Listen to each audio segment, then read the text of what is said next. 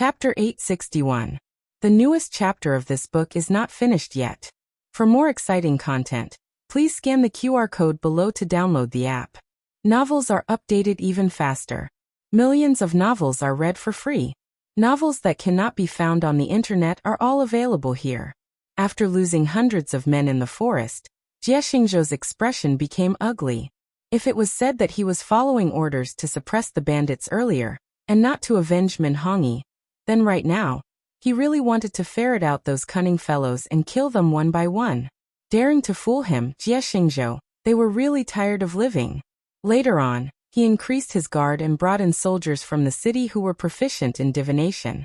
The 8 trigrams formation in the forest was broken, and the army finally passed through this dangerous area and came to the entrance of the village.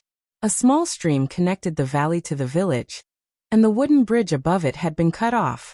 However, the river was not wide, and it was not a problem to build a temporary wooden bridge. "I'll have to trouble Elder Lu," Jie Xingzhou said. Elder Lu sat on the horse and turned his head, gesturing to the 2 disciples behind him. The 2 disciples understood and pulled out their swords from their waists. Then they chopped down the 2 big trees at lightning speed and split them in half. Jie Xingzhou's deputy general called over a few capable soldiers and used ropes to tie the wood together. The curved parts were embedded in the mud, and spears were used to fix the 2 sides to prevent the wooden bridge from flipping over. This process only took half an hour, and could be said to be extremely fast. The Jin army's war horses could not cross such an unreliable, dangerous bridge, and could not cross it like the Black Wind King. Jie Xingzhou and his men could only dismount and walk across the bridge. A deputy general said, "I heard that the Yan country's Black Wind cavalry is very strong. Once we beat them, I'll capture the Black Wind King and give it to General Jie." Jie Xingzhou did not reply, but he was a little tempted. The Black Wind cavalry was the strongest cavalry of the 6 countries. Other than the cavalry's combat skills, their war horses were 1 in 10,000. Especially the Black Wind King, they were simply war gods among horses.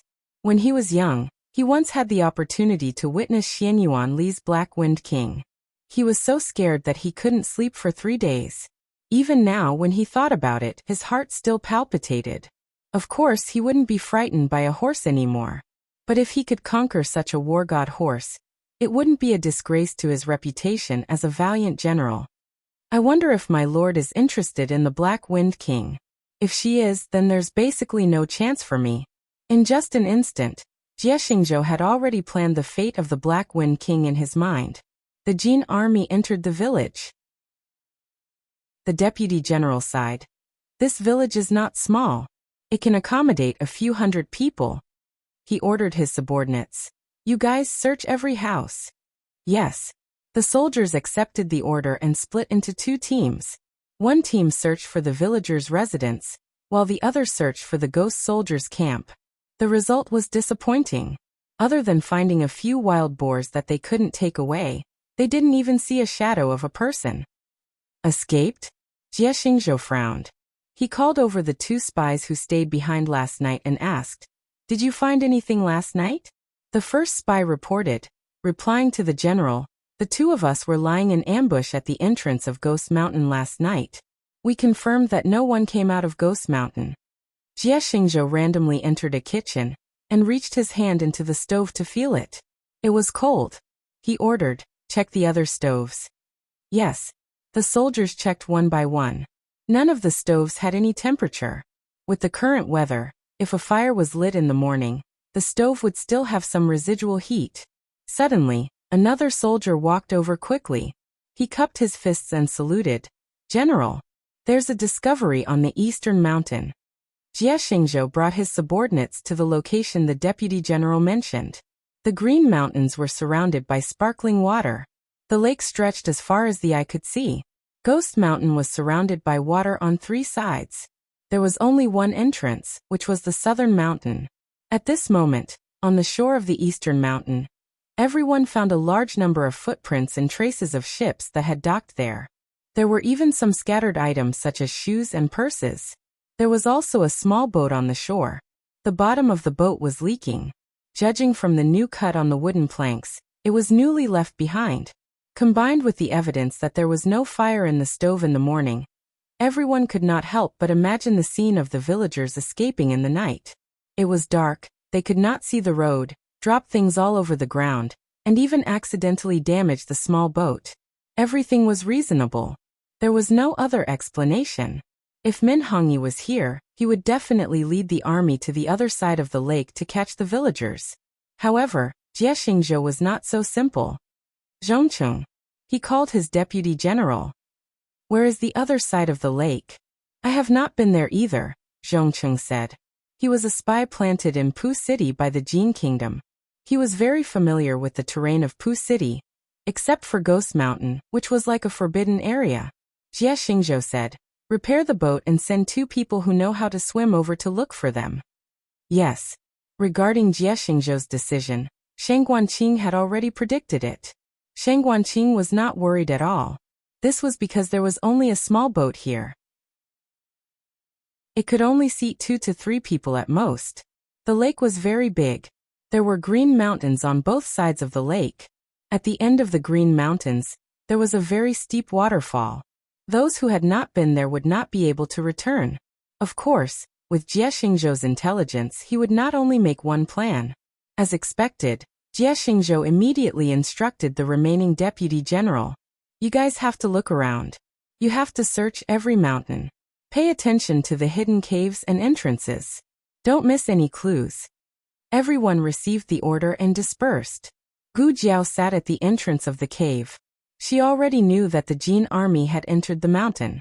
She also heard the sounds of Shang Guanqing leading the villagers to leave. At this moment, the Jin army was wantonly searching. She did not know if they would find any clues. 2 Jin soldiers pushed aside the bushes outside the crevice. From the outside, it looked like no one could enter the crevice. The 2 took out their swords and poked inside. Then they left in disappointment.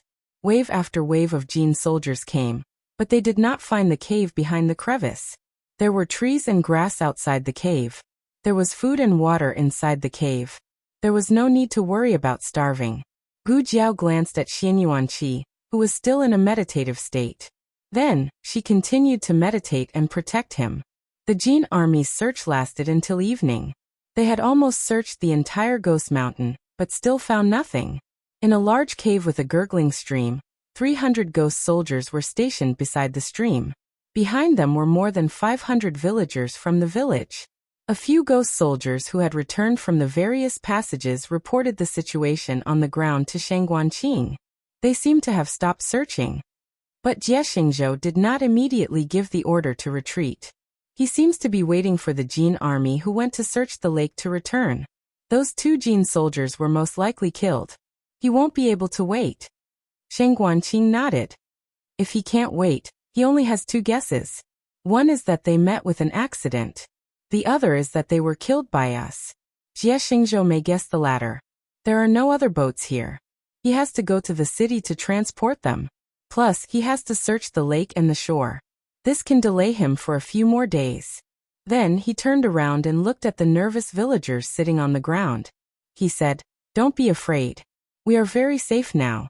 If they can't find us, they will naturally believe that we have successfully moved."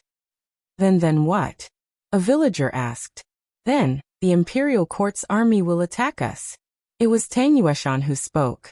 He walked forward and said to the villagers, whose eyes were full of hope, "Today the imperial court's army is attacking the Liang army. After that, they will come to Puqing to deal with the Jin army." Shang Guanqing translated. Everyone thought it was a dialect. Sure, Yi did not think much about it. The villager said excitedly, "So we will all be saved?" Tang Yueshan said, "Of course.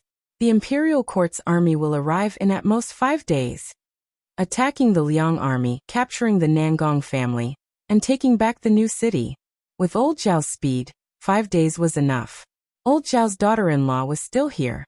If they did not arrive in 5 days, old Zhao would definitely guess that he and the girl were in trouble. He would definitely speed up the attack on Puqing."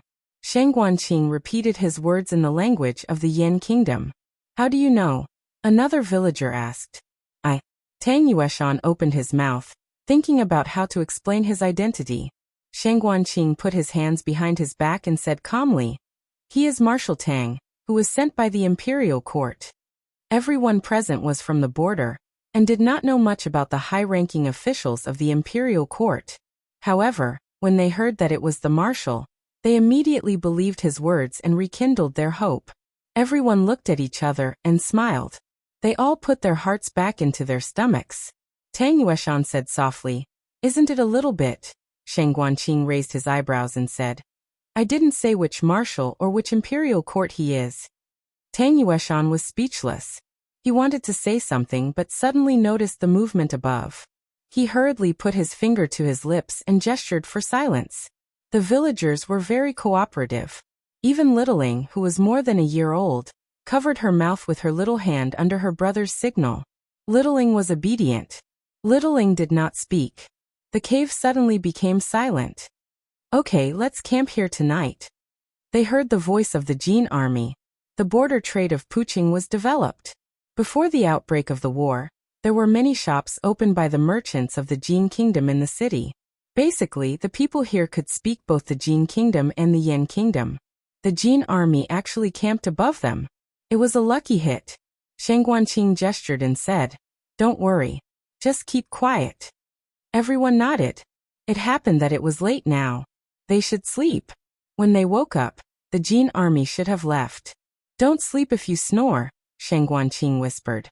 Tang Yueshan just lay down with his bow, and then sat up with a dark face. At night, everyone on the ground and underground fell asleep. Ghost Mountain fell into silence. Tang Yueshan did not dare to sleep too deeply. He found an open space with his bow and sat down. He leaned against the wall and closed his eyes from time to time.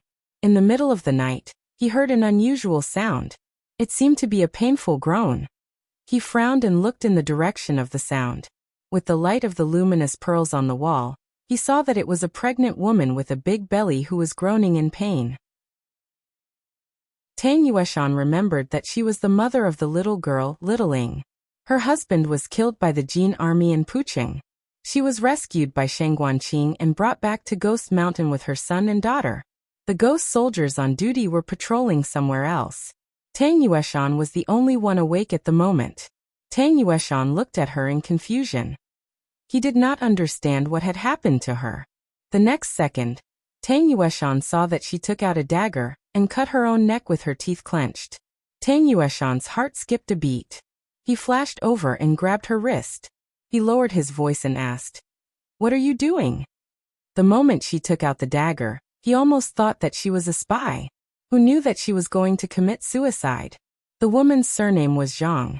She was soaked in cold sweat and her face was pale. Tang Yueshan vaguely realized something. He looked at her painful expression and her bulging belly. You're not going to give birth, are you? What's going on?" Shang Guanqing woke up from his sleep and walked over. He looked at the water stains under the woman's dress and frowned. He said calmly, "The water broke. The baby is going to be born." Mrs. Zhang was only 8 months pregnant. It was not the expected date. Maybe it was because of too much pressure that she gave birth prematurely. Mrs. Zhang endured a wave of terrible pain. She choked with tears in her eyes. "I can't give birth. I can't." Jin Jun was on the ground. Once her child was born, the cries would expose everyone's hiding place. She cried in pain and despair. "I'll die. Littling will die. Little Hui will die. You will all die." She couldn't ruin the lives of her children and the whole village just because of a baby in her belly. Shang Guanqing looked at Littling, who was snoring next to her. He looked back at the sleeping villagers and made a decision in his heart. He said seriously, "I'll take you to another place to give birth. You have to bear with it." Mrs. Zhang choked. Won't we be exposed?" Shang Guanqing said. "Many premature babies don't cry loudly. If we go further away, we may not be discovered. If it really comes to that point, I'll kill him myself."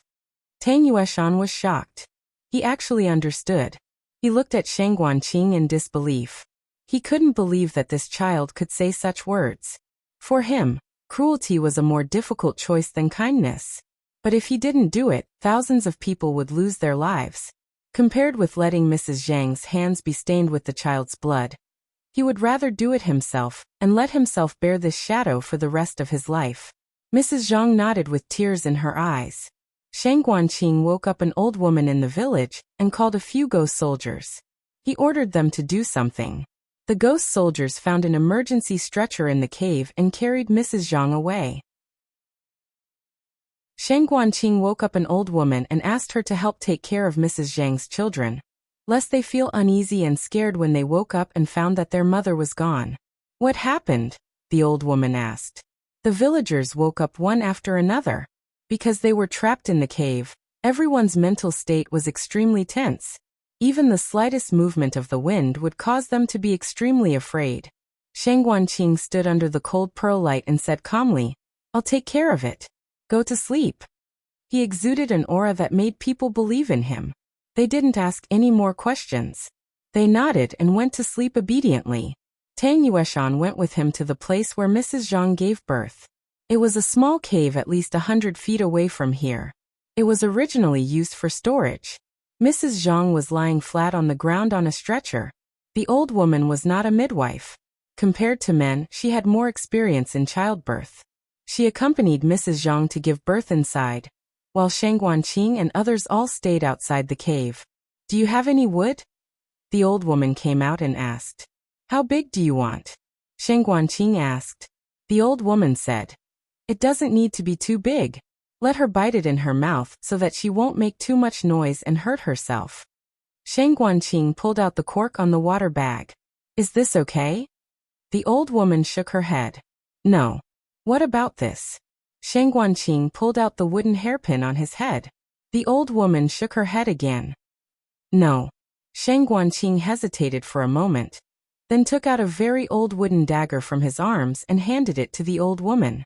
The old woman smiled. "This should be enough." Then she turned around and went into the small cave with the dagger. Tang Yueshan noticed that Shang Guanqing's expression showed a moment of disappointment. Was the small wooden dagger something very precious? But it didn't look precious. If he liked it, he could carve 10 or 8 daggers for him when he became his godson. Mrs. Zhang's labor pains began during the day. At this time, her uterus was completely open, but she still couldn't give birth. "Oh, I'm afraid it's not good." The old woman came out anxiously and said to Shang Guanqing, "Mrs. Zhang is having a difficult labor." Women had to go through the gates of hell to give birth. Once they had a difficult labor, it was very likely that both the mother and the baby would die. Tang Yueshan punched himself in the palm of his hand and muttered, "If only that girl was here." "What's wrong?" A familiar young man's voice suddenly appeared at the other end of the passage. The 2 ghost soldiers quickly became alert. "It's me," Gu Jiao said.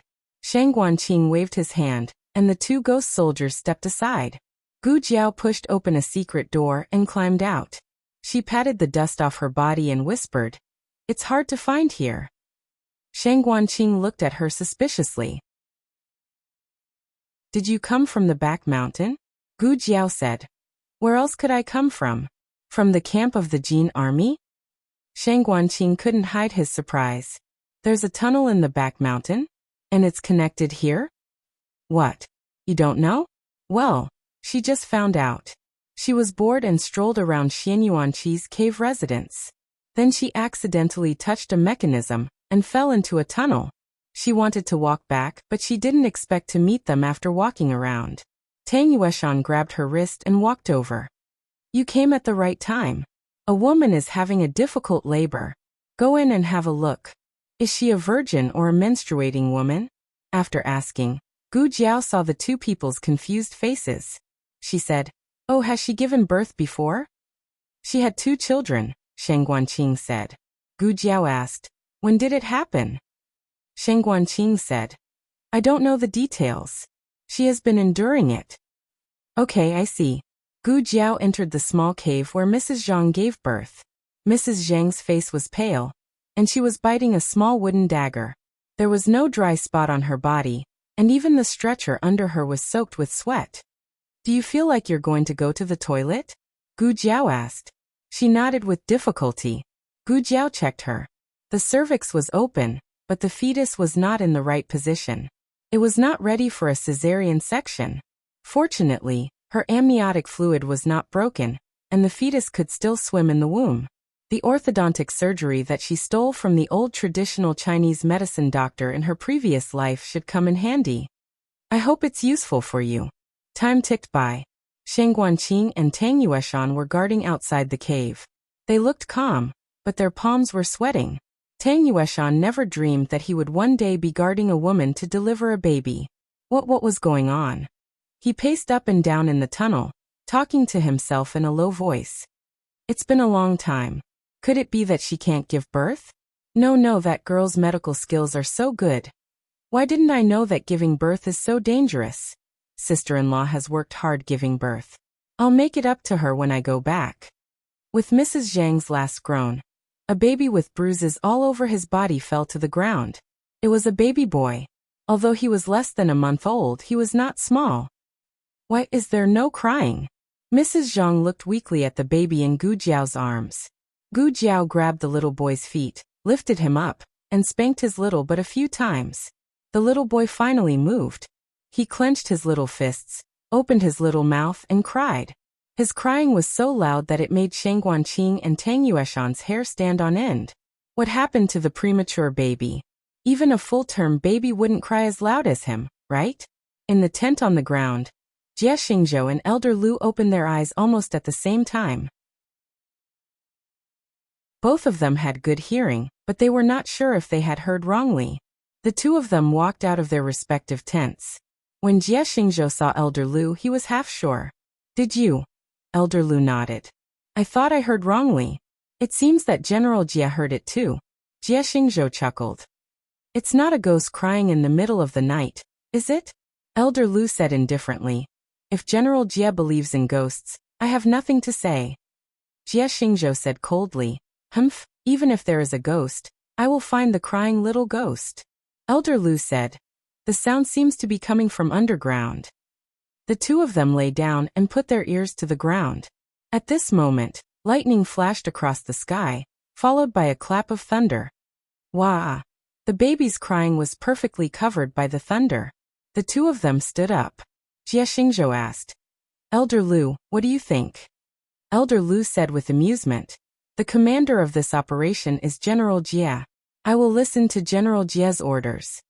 Jie Xingzhou looked up at the lightning that was jumping on the dome like a dragon, smiled, and said, They are really lucky. No, we are really lucky. A confident smile appeared on Elder Lu's face. Although the thunder is dense and covers the baby's cries, we can be sure that there are people underground. We just need to dig 3 feet underground, and we will definitely dig them out. Underground. Madame Zhang had fainted from exhaustion. Gu Jiao hugged the crying little guy and stuffed his thumb into his own mouth. He didn't even suck twice before he fell asleep. The people in the passage heaved a sigh of relief. Tang Yueshan asked with the last hope. The first sound was not covered by the thunder just now. We shouldn't be so unlucky to be discovered, right? Shang Guanqing sent the ghost soldiers to investigate the situation. The information he got was that the Jin army on the ground had all been awakened by Jie Xingzhou. It seems that they have discovered us and are preparing to dig the ground. But they don't seem to be sure of our specific location. They started digging in the village. The ghost soldiers reported. Tang Yueshan guessed it from his expression. He closed his eyes. As expected, there was no such thing as luck on the battlefield. The slightest carelessness could lead to death. Shang Guanqing clenched his fists. Tang Yueshan knew what he was thinking. He patted him on the shoulder and comforted him. It's not your fault. This place is actually very hidden. Ordinary crying can't be heard. These were not comforting words. He remembered that when Tang Ming was born, he was strong, but his crying was not as loud as this baby. His baby was comparable to Tang Ming's baby. Seeing that Shang Guanqing did not speak, he asked, Do you really want to kill this baby? Shang Guanqing looked at the baby in Gu Jiao's arms. He slowly loosened his clenched fists and sighed. We've been exposed. Killing him won't help. Gu Jiao asked Shang Guanqing, How long can you hold them off? Shang Guanqing took a deep look at Gu Jiao and asked, What do you want to do? Gu Jiao lowered her head and took the baby's finger out of his mouth. She said, He will still cry when he wakes up. When the thunder stops, The Jin army can easily find your location. I'll take him away. Shen Guanqing said. Where are we going? The Ghost King's lair? We'll be exposed. Gu Jiao said. No, back to Cuyang. Shen Guanqing was shocked. You? Gu Jiao said calmly. I'll go back to Cuyang to get reinforcements. Give me 2 days. The Black Wind Cavalry and the Imperial Army will arrive at the city. This would be the final battle. It's useless. Shen Guanqing turned around. Even if you get out of Ghost Mountain, you can't get out of Pucheng. It was easy to enter Pucheng, but difficult to get out. Moreover, the checkpoint at the city gate must be stricter if they wanted to catch people from Ghost Mountain. Even if he did it himself, he might not be able to successfully send them out of the city. Gu Jiao said. We'll know if we can get out or not. Besides, you guard Ghost Mountain. I'll find a way to get out of the city. You just need to tell me which passage leads out of Ghost Mountain. In her dictionary, there was no such thing as retreating. Shen Guanqing asked. Are you sure you want to do this? It's dangerous. She was not afraid of danger, but she thought of Xian Yuanqi. At this moment, she still had a strong intuition that if she left here, she might never see him again. Those secrets would also be sealed forever. 1,000 lives and the truth she wanted to find out. Without any hesitation, she made a choice in her heart. Digression. Xian Yuanqi. I heard that you want to leave me behind. Jiao Jiao. Asterisk. The battle was almost over. The chapter of Yan Kingdom was coming to an end. The latest chapter of this book was not finished yet. For more exciting content, please scan the QR code below to download the app. The novel was updated faster. Millions of novels were free to read. There were all kinds of novels that could not be found on the internet here. https://www.zhhbqg.com/89642_8964286/1055364990. HTML Genius remembered the website address in 1 second. www.zhhbqg.com Bikugo mobile reading website. zhhbqg.com. Chapter 862. The latest chapter of this book is not finished yet. For more exciting content, please scan the QR code below to download the app. Novels are updated faster. Millions of novels are free to read. Novels with content that can't be found on the internet are available here. Madame Zhang did not expect that she would give birth prematurely. When she packed her luggage, she did not bring the baby's clothes. Gu Jiao had no choice but to find a clean set of clothes to wrap him up. Then, she used the cloth to wrap the child in front of her chest. Tang Yueshan wanted to share her burden, but he didn't dare to touch the newborn baby.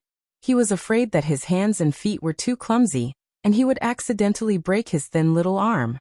He carried his big bow on his back, dozens of arrows in the quiver, and a long sword at his waist.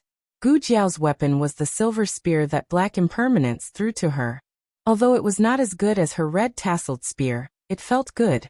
The failure and success of this operation were 50-50. If the newborn baby followed them, he might be killed by the Jin army.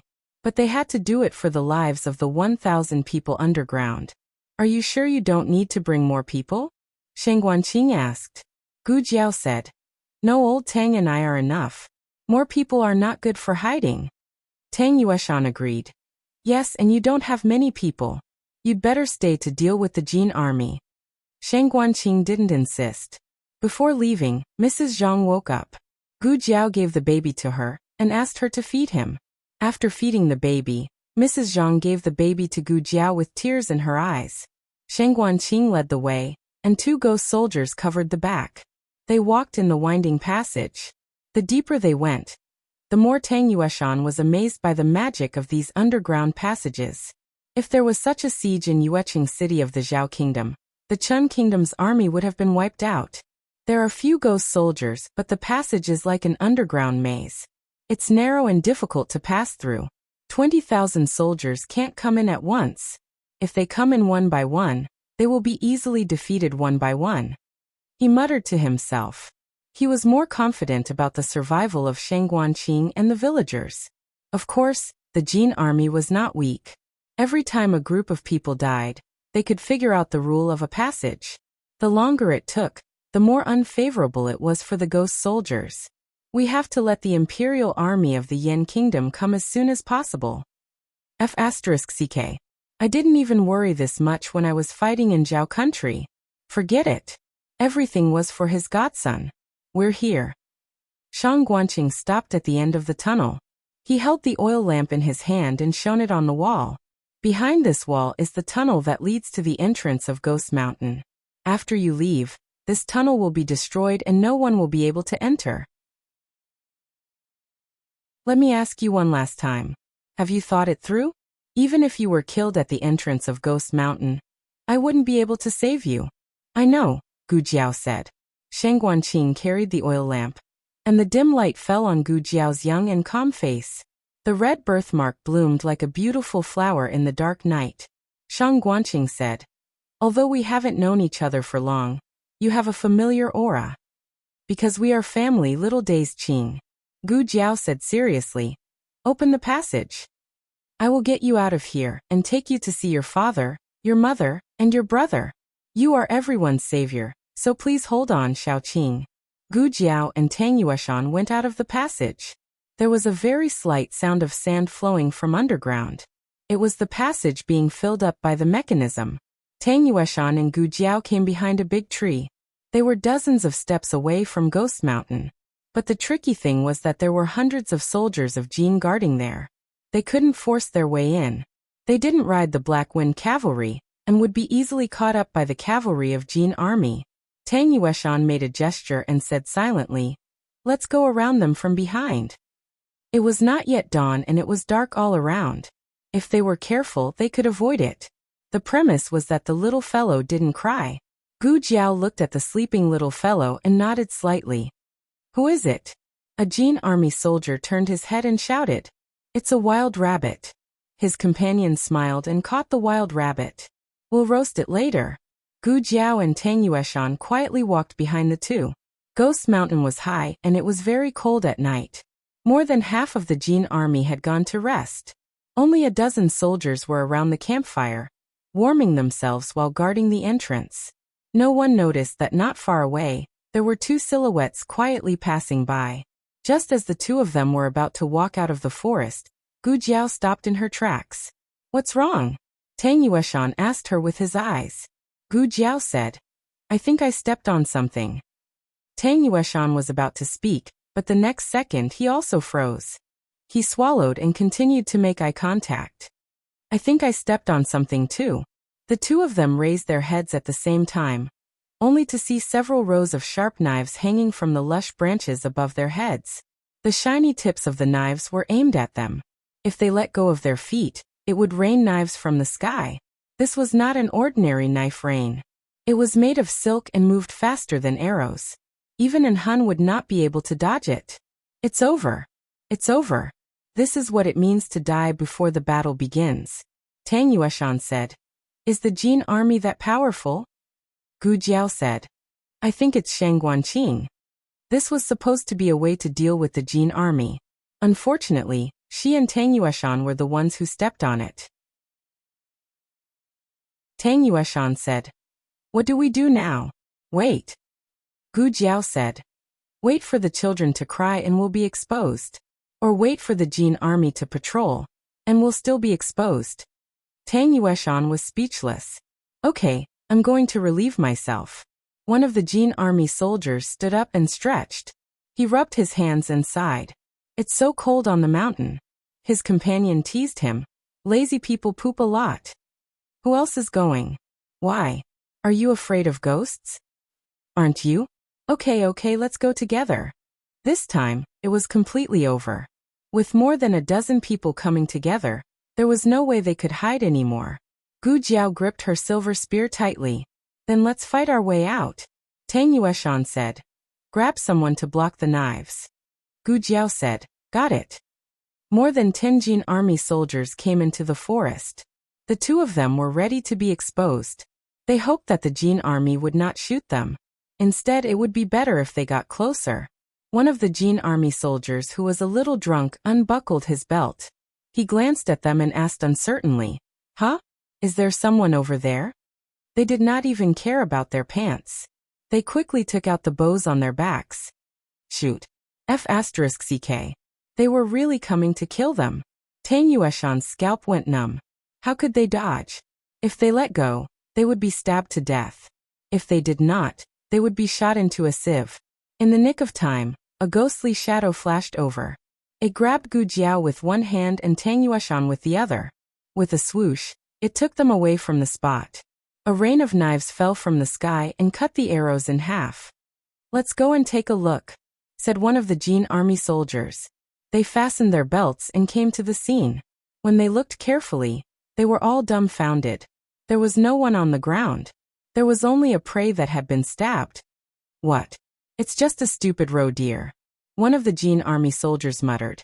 It seems that it triggered the trap here. Another Jin army soldier said. I told you that the forest is not safe. We should be careful in the future. Don't step on any traps. Gu Jiao and Tang Yueshan were taken into an underground tunnel by the shadow that suddenly appeared. Gu Jiao had guessed who it was, but she still took out a torch and shone it. When she saw the old face, she felt a long-lost feeling in her heart. It was as if the person she had been waiting for finally appeared. It's you, she said. Who is he? Tang Yueshan asked. Gu Jiao looked at the man in armor and said, General of the Yan Kingdom, Xian Yuanqi. Xian Yuanqi. As a general, Tang Yueshan had naturally heard of the generals of the Xianyuan family, but the one he heard most was the head of the Xianyuan family, the war god of the Yan Kingdom, Xianyuan Li, and Xianyuan Li's eldest son, Xianyuan Cheng, who was known as the Little War God. He had not heard much about Xianyuanqi. I remember now. He is Xianyuan Li's younger brother. Didn't he die more than 30 years ago? Tang Yueshan asked. He faked his death, Gu Jiao said. Xianyuanqi's eyes fell on Gu Jiao's face. He said slowly, You know about me? Gu Jiao thought for a while and said, Well, how should I tell you? Do you know about Sheng Guanqing's background? Xianyuanqi looked confused. It seemed that he did not know. Then he must not know about Xiao Heng's existence. It was better to use the identity of Duke Ongua. Gu Jiao said, Duke Ongua is my adoptive father. My name is Xiao Lulang. Xianyuanqi corrected her and said, You are a girl. This was not a woman's name. I almost forgot. When I fought with him, I revealed that I was a girl. Gu Jiao spread her hands helplessly and said, Okay, my original name is Gu Jiao. Xiao Lulang is my identity in the Yan Kingdom. This is the token of Duke Ongua, and this is the token of the Crown Princess. Gu Jiao took out 2 tokens and handed them to him. Xianyuanqi did not take the tokens. He just murmured the name in a daze. Gu Jiao.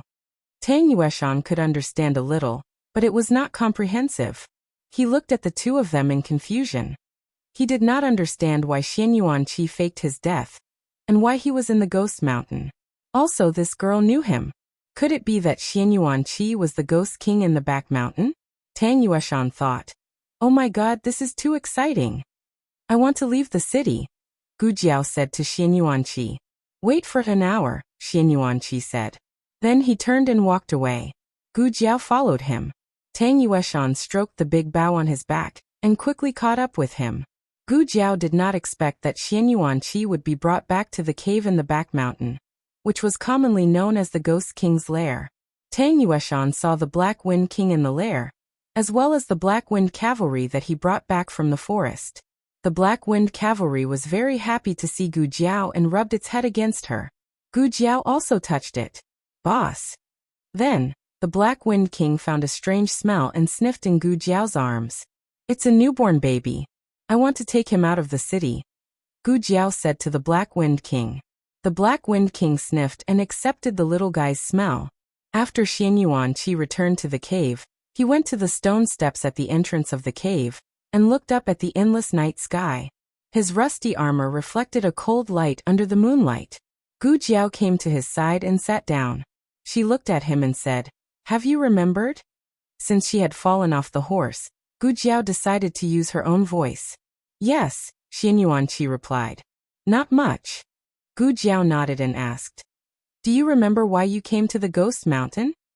Waiting for someone, Xian Yuanqi said. Is it the person who built the Ghost Mountain Tunnel? Gu Jiao asked.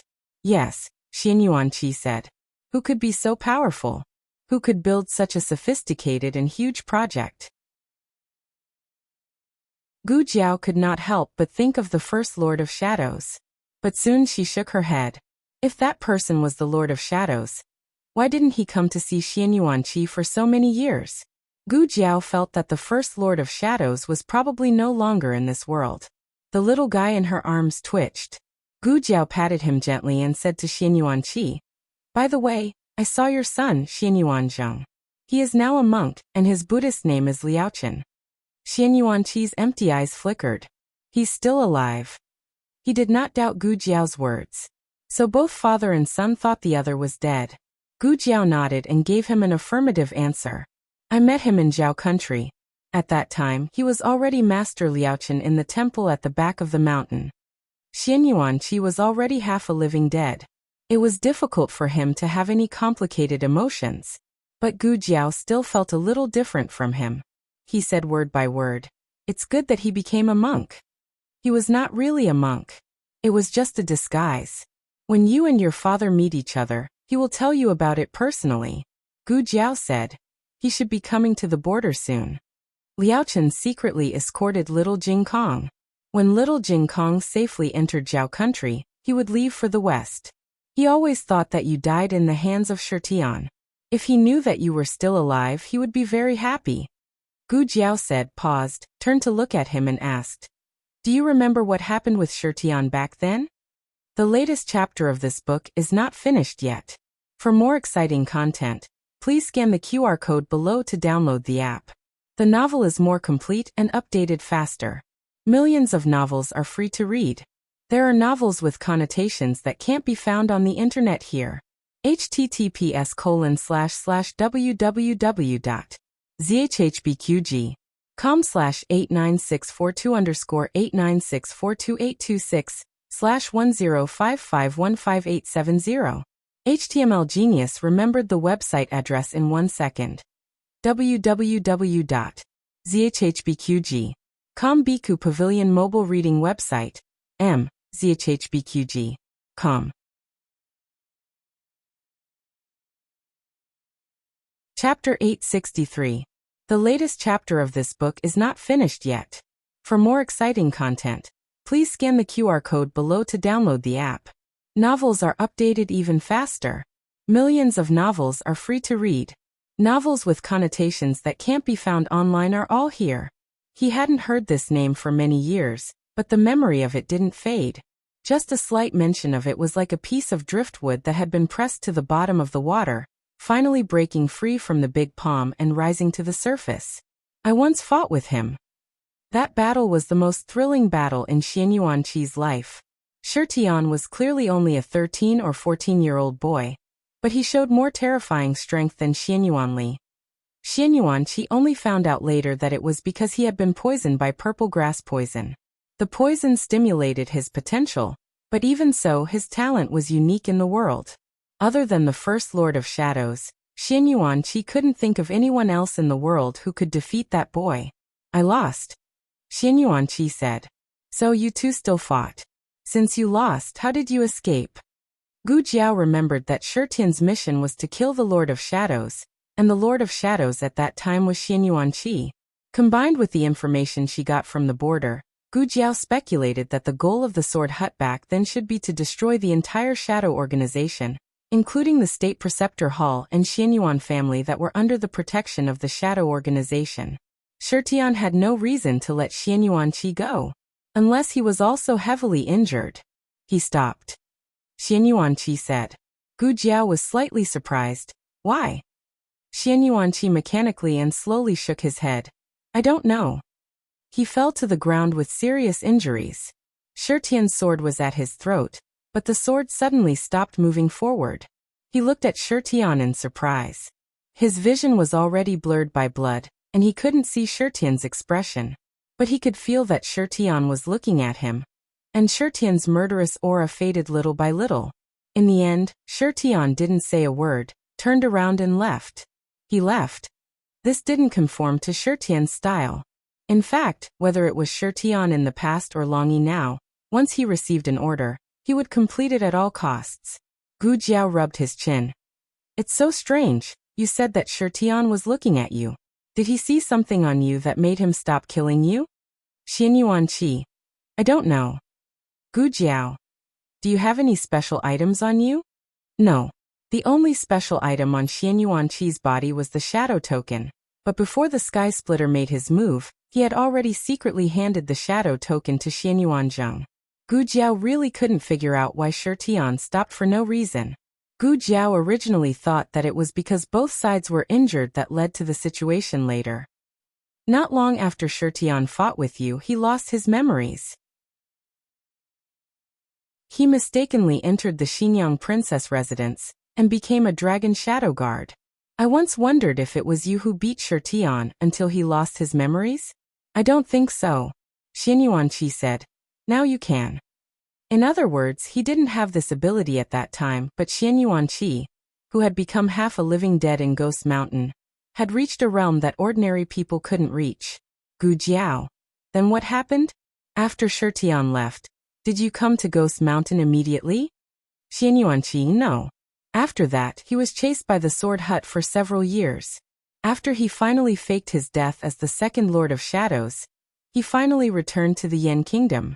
However, what greeted him was the bad news that the Xianyuan family had rebelled and was destroyed. Everyone was dead. His eldest brother was dead, his sister-in-law was dead, Cheng-er his brothers and Azi were also dead. The crown princess was deposed, and his sister, Empress Xianyuan, was banished to the cold palace. He couldn't even contact any of the old subordinates of the shadow guards. He thought that they and Zheng had all been killed. Gu Jiao said, Xian Yuanzheng didn't return to the Yen Kingdom after you parted ways, but stayed in the Zhao Kingdom. The old subordinates of the shadow guards you mentioned might have gone to the Zhao Kingdom to look for him. Xian Yuanqi suddenly realized. No wonder I couldn't find them. Continue, Gu Jiao said. Xian Yuanqi didn't continue. After he returned to the Yen Kingdom, he saw that the Xianyuan family had been severely damaged. He was greatly affected, and his old injuries hadn't healed yet, so he fell ill. He lost the will to live. When he was about to die, he heard that person's voice. Xian Yuanqi, I need your help. Wait for me at Ghost Mountain. Help me do something. What is it? When the time is right, you will know. How do I know when the time is right? You will know. If the time isn't right, it will be a regret for all of us. At that time, he was having a high fever and was in a daze. He could only see a blurry shadow. If he hadn't found the token beside him on the ground when he woke up completely the next day, he would have thought that he was dreaming the night before. The person who had been missing for many years really reappeared. However, he disappeared again after giving him a task that he didn't have any clue about. Even so, he still pulled himself together and went to Ghost Mountain without hesitation. At first, Ghost Mountain wasn't the burial ground of the Xianyuan army. Instead, it was the place where they threw the corpses. He buried one corpse after another with his bare hands. At first, he thought that this was the task given to him by that person. Gradually, with the invasion of countless Liang and Jin armies and even some bandits, the graveyard was severely damaged.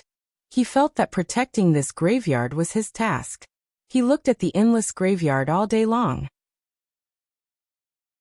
He didn't know when, but he didn't remember that he was still alive. However, the longer he stayed, the more confused he became. What was his task? His life was coming to an end, but that person still hadn't come. His task still hadn't come. This was a secret between him and that person.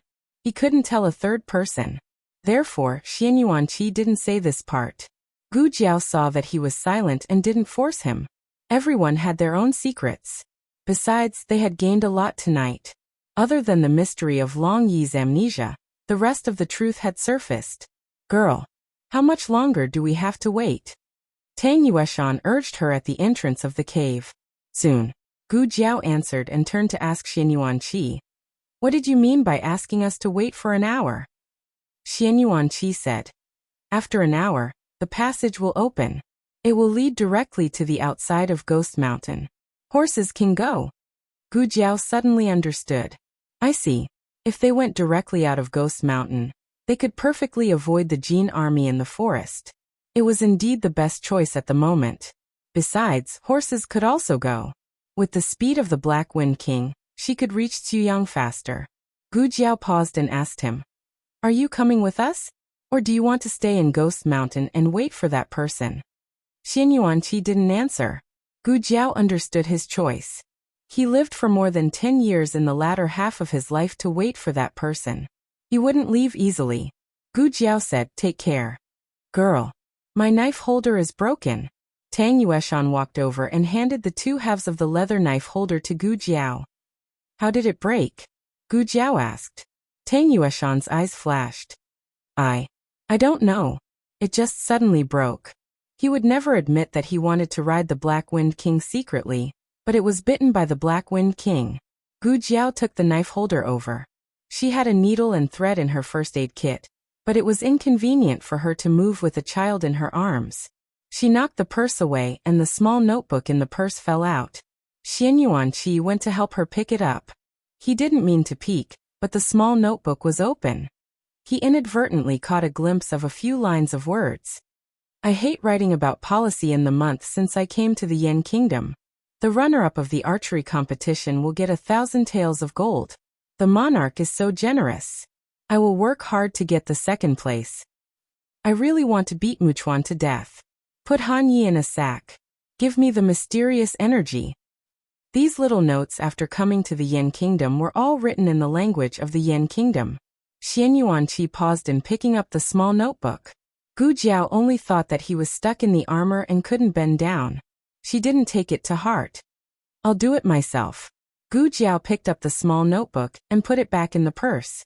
Then she sewed Tang Yueshan's knife holder stitch by stitch. "Here."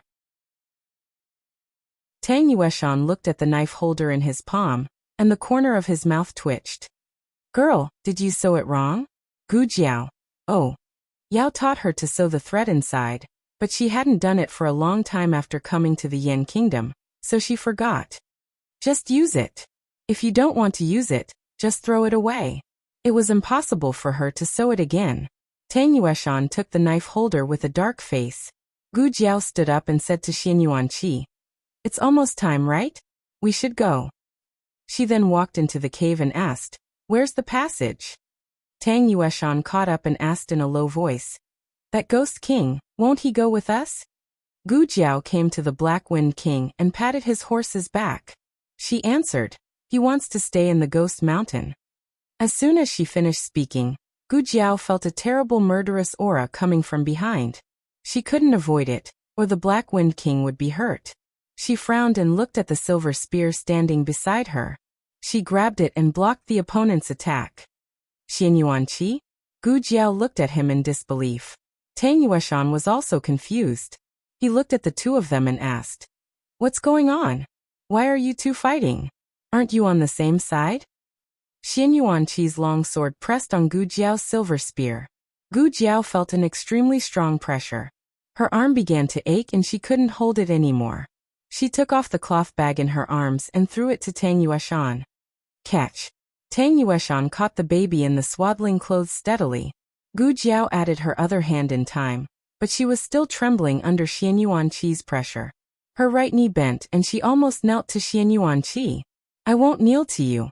Gu Jiao gritted her teeth and forced herself to pull back her knees that were almost on the ground. Xian Yuanqi put away his sword. In the next second, he attacked Gu Jiao with an even fiercer killing move. Gu Jiao's face was serious. What happened to Xian Yuanqi? Why did he suddenly want to kill me? The latest chapter of this book is not finished yet. For more exciting content, please scan the QR code below to download the app. Novels are updated faster. Millions of novels are free to read. Novels with content that can't be found online are available here. https://www.zhbqg.com/89642_8964286/10551496. HTML Genius memorized the website's address in 1 second.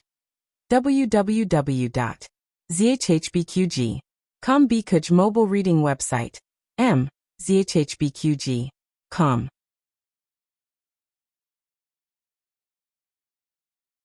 Chapter 864. The latest chapter of this book is not finished yet. Please scan the QR code below to download the app. The novel is more complete and updated faster. Millions of novels are free to read. All the novels that can't be found online are available here. Gu Jiao was not the only one who was confused. Tang Yueshan was also completely surprised. This old ghost king named Xian Yuanqi was obviously on the same side as Gu Jiao. They got along well. One was the general of the Xianyuan family, and the other was the new commander of the Xianyuan cavalry. I almost forgot that Xiao Heng is the son of the crown princess. Then this girl is actually a relative of Xian Yuanqi.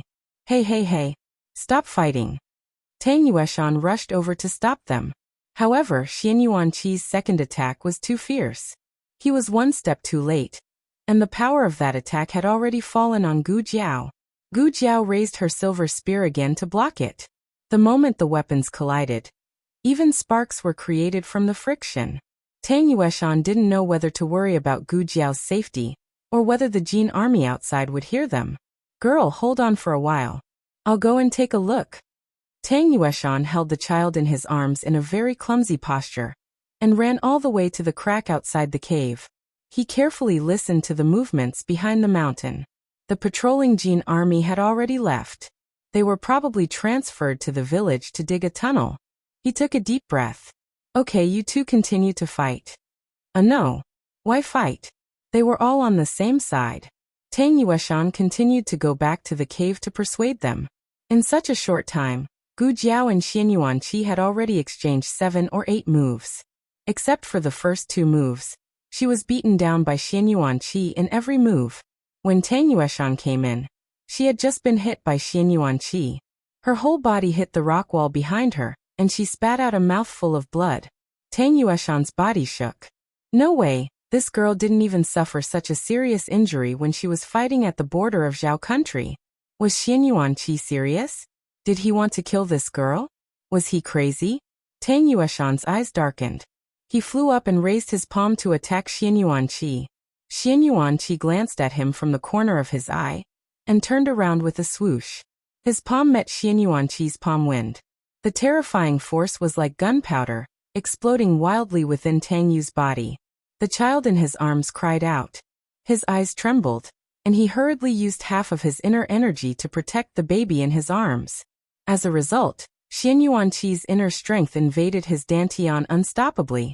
When he landed on the ground, he also felt pain in his chest and spat out a mouthful of blood. Don't come over. Gu Jiao used her silver spear to support her body and stood up. There was no fear in her eyes. She casually wiped the blood from the corner of her mouth, and pointed her silver spear at Xian Yuanqi.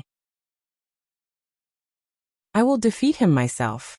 This was probably the most arrogant thing Tang Yueshan had ever heard in his life. Defeating a freak like Xian Yuanqi? Girl, are you sure your brain isn't damaged? Tang Yueshan's strength was archery. In terms of archery, even 10 Xian Yuanqis were no match for him. However, in terms of one-on-one combat, Tang Yueshan was inferior to Xian Yuanqi. This was not because Tang Yueshan's martial arts were weak, but because Xian Yuanqi's martial arts were too terrifying. During these years in Ghost Mountain, he had already entered an unbelievable realm. Even if Long Yi came, it would be impossible for him to hurt him easily. Gu Jiao panted and looked at Xian Yuanqi with an unyielding gaze like a wolf. In any case, I managed to withstand 2 moves from you. Earlier in the graveyard, I couldn't even take 1 move. Next, I'm going to be serious. You'd better not. Pa. Before she could finish speaking, she was sent flying by Xian Yuanqi's sword. Gu Jiao. Seeing that she was about to hit the stone wall again, Gu Jiao turned around and stepped on the stone wall. Borrowing the force, she jumped and attacked Xian Yuanqi with her spear. From this moment on, she did not need to defend. Attacking was the strongest defense. Gu Jiao attacked again and again, displaying the 7 styles of Xian Yuan to the extreme. Tang Yueshan was dumbfounded. This little girl's martial arts were much more powerful than when she was in Zhao country. Speaking of which, what kind of spear technique was this? It was so powerful. Even Xian Yuanqi was forced to retreat. Xian Yuanqi only retreated for a short while, and in the next moment, he launched an even more violent attack on Gu Jiao. All her escape routes were blocked. If Gu Jiao could not take this move, she could only die under his Qingfeng sword. But she had already used up the 7 styles of Xian Yuan. She had no more moves. Did Xian Yuanqi really want to kill her? Or was he just trying to scare her? If it was the latter, then he should have seen that she had reached her limit. She would definitely not be able to take this move. Xian Yuanqi did not have the slightest intention to stop. His sword was like a rainbow, and he suddenly slashed towards Gu Jiao's head. Gu Jiao smelled the scent of death. She could already see her blood splattering 3 feet away, and her head flying out and rolling on the ground. Gu Jiao, when you come back, let's get married. Jiao, are you going to war again? But war is very tiring. I don't want Jiao to be so tiring. You can only eat 3 pills a day. You can't eat more. When you finish eating all of them, I will be back. She wanted to go back. She could not die here. A cold glint appeared in Gu Jiao's eyes. Heat waves rolled across her chest, and her mind exploded. It was as if it was driven by instinct, or as if she had practiced it countless times. She suddenly held the silver spear in her hand and spun it above her head. Then, she slashed down at Xian Yuanqi's longsword with a force that could split mountains and seas. Tang Yueshan's breathing stopped. With a crisp sound, the weapons collided and sparks flew everywhere. Gu Jiao's spear slashed across Xian Yuanqi's Qingfeng sword. She stepped on the stone wall behind her, flipped in the air, and went straight for Xian Yuanqi's glabella. Her speed suddenly became unbelievably fast. Even Tang Yueshan could only catch a glimpse of her afterimage. Clang! Xian Yuanqi blocked her spear and grabbed her neck with his bare hands. You lost. Gu Jiao said. No. Xian Yuanqi frowned and looked down. He saw that Gu Jiao's other hand was holding a dagger, and it was pressed against his dantian. Xian Yuanqi's murderous aura faded, and he said calmly, "It's already good that you can reach this step." Gu Jiao was exhausted. She used the silver spear to support her body. In fact, she still lost. Her dagger pierced his dantian, which would only cause him serious injuries. If he broke her neck, she would die on the spot. Tang Yueshan came back to his senses. He held the child and looked at Xian Yuanqi with an ugly expression. After all this time, you were just testing her martial arts? You were too cruel, weren't you? If she couldn't use the last 2 moves, she would have died under your blade. Xian Yuanqi didn't say anything. He just turned around and walked into the depths of the cave. All the mechanisms in the passage have been activated. We can go now. The Black Wind King came over and rubbed his head against Gu Jiao to comfort her. Gu Jiao took a deep breath. She looked at Xian Yuanqi's back without looking back. An indescribable sense of strangeness surged in her heart. Xian Yuanqi didn't hold back at all just now. It was as if he was sure that she could use the last 2 moves. However, the Xian Yuan family's spear technique only had 7 moves. The last 2 moves were forced out by her in a hurry. Was this guy trying to stimulate my potential? Other than that, I can't think of any other possibility. After Gu Jiao recovered a little bit of strength, she turned around to pick up the things that had fallen on the ground during the fight. Why is it missing? She looked around. What's missing? Tang Yueshan asked. A small booklet, Gu Jiao said. It was the information that she had memorized from Gong Sun Yu's study. She was afraid that she would forget it, so when Xian Yuanqi woke up, she drew out all the pictures in her mind. It was very important. It was related to the victory of the entire battle, and the lives of hundreds of thousands of people in Pu City. Found it. It's here. Gu Jiao bent down and picked up the booklet from a crack in a stone. She opened it and checked it. After making sure that she didn't miss any page, she and Tang Yueshan led their horses and caught up with Xian Yuanqi. They entered a relatively tall passage through a stone door. However, it was still very narrow and couldn't accommodate 2 people walking side by side. In addition, the Black Wind King and the Black Wind Rider had to lower their heads. Otherwise, it would be difficult for them to move forward. The 2 horses had never been trained to go through tunnels. After entering, the 8-year-old Black Wind Rider started to feel uneasy. The Black Wind King also felt uncomfortable. Gu Jiao turned around and stroked the horse's mane to comfort it. "It's okay, boss." The Black Wind King forced himself to calm down. Tang Yueshan also comforted his horse in a low voice. He didn't even comfort his own son like this. After walking for a long time, they finally arrived at the exit. Xianyuan Qi pressed the switch. The cold moonlight shone in, and the cool night wind blew. Everyone breathed in the fresh air that they hadn't had in a long time. There was a vent in the tunnel that was connected to the ground. It was covered by bushes and thorns. However, the ventilation was poor. They were all sweating. The 3 people and 2 horses came out of the tunnel. This was an abandoned village. It was surrounded by mountains on 3 sides. The official road was in the north. They came out of a cowshed less than 100 meters away from the official road. Then goodbye. Gu Jiao said goodbye to Xianyuan Qi. Xianyuan Qi didn't say anything. He came to the Black Wind King's side, stepped on it with 1 foot, and sat on it. Gu Jiao blinked. Xianyuan Qi reached out to Gu Jiao expressionlessly. Gu Jiao was stunned. She stretched out her little paw arrogantly. "Didn't you say that you don't want to go with us? Why? Aren't you going to stay in Ghost Mountain?" "I changed my mind," Xianyuan Qi said lightly. He pulled Gu Jiao onto the horse. Gu Jiao sat behind him. It was quite sudden. Digression. Black Wind King. "Master, you should lose weight." Xianyuan Qi. "I want to eat horse meat tonight." Black Wind King. "I made a mistake. Again." Little Zhan Jiao, "You should lose weight." Jiao Jiao. Oh, the latest chapter of this book is not finished yet. For more exciting content, please scan the QR code below to download the app. Novels are updated faster. Millions of novels are free to read. All the novels that can't be found online are here. https://www.zhhbqg.com/89642_8964286/1054943777. HTML Genius memorized the website address in 1 second. www.zhhbqg.com Biku Pavilion mobile reading website. zhhbqg.com.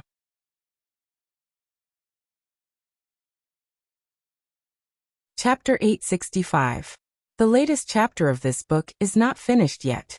For more exciting content, please scan the QR code below to download the app. Novels are updated faster. Millions of novels are free to read. There are all kinds of novels that can't be found online.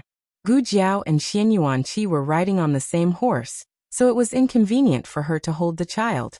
She was afraid that the child would be squashed into a meat patty if she suddenly braked. "Old Tang, here you go." Gu Jiao handed the child to Tang Yueshan. Tang Yueshan stretched out his arms, wishing he could take the child as far away as possible. "Can I refuse?" Gu Jiao raised her chin and said proudly, "No." Tang Yueshan looked at Xianyuan Qi, who was like a ghost king guarding the mountain, and held the child in his arms. "It's okay, I'm going to have a godson soon. Although my godson doesn't practice martial arts, he's smart. After I save him, I'll let him deal with you big and small devils." Tang Yueshan was full of confidence, feeling that life was wonderful. They thought of 2 plans to get out of the city. One was to disguise themselves as merchants or commoners, but this plan was abandoned when they arrived in the city. The reason was that the city was under martial law. The number of patrolling Jin soldiers had doubled, and they could see the Jin soldiers on every street. Gu Jiao thought, "Did the news of Ghost Mountain spread to the Castellan mansion? They thought we escaped from Ghost Mountain, so they suddenly increased the security in order to prevent us from leaving the city?" In any case, if the situation was so tense, it was basically impossible to get out of the city gate. Then they could only implement the second plan. "You guys wait here," Xianyuan Qi said. Gu Jiao and Tang Yueshan nodded. Xianyuan Qi jumped and disappeared into the night. About an hour later, he came back with a big bag, which contained 3 sets of warm Jin soldiers' armor, as well as their talismans and identity iron plates. "I don't know the Jin language. What's the name written on it?" Gu Jiao muttered. "Don't look at me, I don't know it either," Tang Yueshan said. Gu Jiao sat on the horse and tilted her head to look at Xianyuan Qi. Her eyes seemed to be saying, "You should know it, right?" The knowledgeable and talented second Lord of Shadows? Xian Yuanqi took the iron plate and let go of it exaggeratedly, letting the iron plate fall into the ground. Ah, it's gone. Gu Jiao was speechless. You really don't know. Bah. Well, this kind of iron plate was usually used to identify corpses after death in battle. Normally, it wasn't checked, so it didn't matter if it was dropped. In addition, Xian Yuanqi had gotten a small basket from somewhere, and it just so happened to fit the baby inside. However, it was clear that the small basket was not enough. The cries of the newborn came as they wished. Gu Jiao had just put the child into the basket cushioned with cotton wool, when the child began to cry. This shout caused the three of them to tremble. It was so loud that the top of her head was about to be overturned by the child's cries. Tang Yueshan's face paled. Don't cry, little ancestor. In a while you'll make Jin Jun come crying. Wah wah wah wah, wah wah. He clenched his little fists and cried loudly. Benefactor. Suddenly, a woman holding a lantern appeared at the entrance of the alley. She walked towards Tang Yueshan with small steps. It's really you. Tang Yueshan was dumbfounded. Gu Jiao recognized her. She was one of the people who were bullied by Jin Jun in the alley yesterday. Gu Jiao didn't show up at that time, so she only knew Tang Yueshan. Benefactor, you saved our young lady. Have you forgotten? She said, looking at the baby in Tang Yueshan's arms, and asked, Is he just born? Gu Jiao said, His father was killed by Jin Jun. His mother is hiding from Jin Jun's pursuit. We want to take him away. Let me do it. The woman handed the lantern to Tang Yueshan and reached out to take the child from Gu Jiao. He must be hungry. My little miss was just born not long ago. We have a wet nurse at home. I'll carry him to feed him. Gu Jiao said, Thank you. The woman hurriedly said, If you don't mind, please come with me. They followed her into the house. This was a wealthy family. It was a pity that all the men in the family had been taken away. Only the women and a few maids and servants lived in fear and trepidation. The woman took the baby to the upper room. The baby stopped crying in a moment. It seemed that he was drinking milk. About half a quarter of an hour later, the woman came out of the upper room. She came to the parlor and bowed to Gu Jiao and the other two. Then she said to Tang Yueshan, My lady is still in confinement. It is inconvenient for her to come out, and thank you for saving her life. But my lady said that if you don't mind, you can leave the baby here first. When you are done with your work, you can come to pick him up. The woman was not stupid. Her lady was not stupid either. They were wearing the armor of Jin Jun. It was obvious that they were going to cause trouble.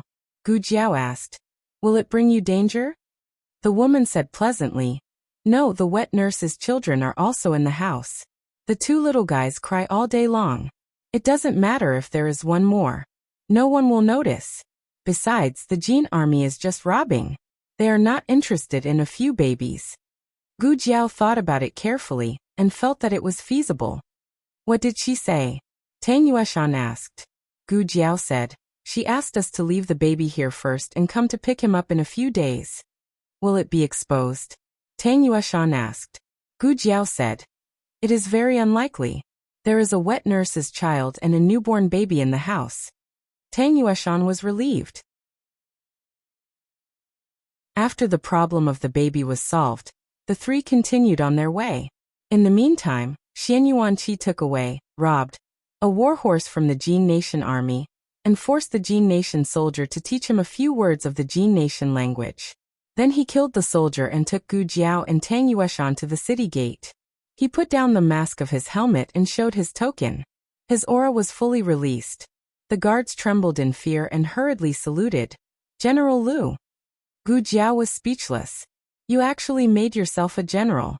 It is not dawn yet. Is General Lu going out of the city? The guard asked. Xian Yuanqi put on airs and glanced at Gu Jiao ostentatiously. Gu Jiao said in the Jin language that she had just learned. General's secret order. Open the city gate. Yes. Yes. Getting out of the city was smoother than expected. Gu Jiao wondered what kind of powerful person he had robbed. Could it be that he had robbed the city lord's mansion? No. After Gu Jiao expressed her doubts, Xian Yuanqi denied it seriously. He had left the city lord's mansion. He had robbed them at the gate. It was dawn soon after they left the city. They didn't dare to delay for even a moment. So they rushed in the direction of Chuyang City. The Black Wind King was an excellent lead horse. Under its leadership, the Black Wind Cavalry and the Jin Army horses ran at the maximum speed. Gu Jiao pulled the reins tightly. "Boss, we have to get to Chuyang City before dark." The Black Wind King faced the strong west wind and galloped on the official road. They took the shortcut that they came from. After getting off the official road, they entered the shady forest. They bypassed the winding paths and steep mountain streams, and went all the way to the east gate of Chuyang City. The last time they rushed like this was during the last round of the selection of the Black Wind Cavalry's commander. The distance from Puching to Chuyang City was less than 300 miles, but the road was not easy to travel. When they came out of another forest, the 3 horses were all injured. The Black Wind King did not dare to stop. Xian Yuanqi chased after it and looked at it from afar. He did not expect little Ayu to be like this. Little Ayu almost died when it was just born. He once thought that it would not grow up. However, not only did it grow up, but it also became the new Black Wind King who defeated the male horse. It was the most powerful Black Wind King. It was even more powerful than his big brother's Black Wind King. It had only participated in its first battle at the age of 16, and it was likely to be the last battle of its career. After this battle, it should be retired. Due to the high training intensity of the Black Wind Cavalry, its lifespan was shorter than that of ordinary warhorses. In order to ensure the maximum combat power, there were no warhorses older than 12 years old in the Black Wind Cavalry. Normally, they would stop serving at 13 years old. However, it was almost 17 years old, and was still serving. Xian Yuanqi looked at it, and also looked at the valiant little figure on its back. They were the most suitable companions in the world. The sun gradually set in the west. The Black Wind King took the lead. The 2 warhorses followed from afar. The distance between them was getting bigger and bigger. When Gu Jiao turned around, she could not see them anymore. "It's okay, Chuyang City is just in front. It's the same if I send the message first. Boss, after we finish this official road, we'll see the city tower." As soon as she finished speaking, the Black Wind King suddenly slowed down. Gu Jiao frowned and pulled the reins to stop. The sound of hurried horse hooves came from the official road, and the sand on the ground shook. This sound of horse hooves, could it be that a cavalry is coming? As they got closer and closer, Gu Jiao saw the flags they were raising high. It was the Jin Army. They had avoided the Jin Army in Puching, but they encountered another Jin Army here. What was going on?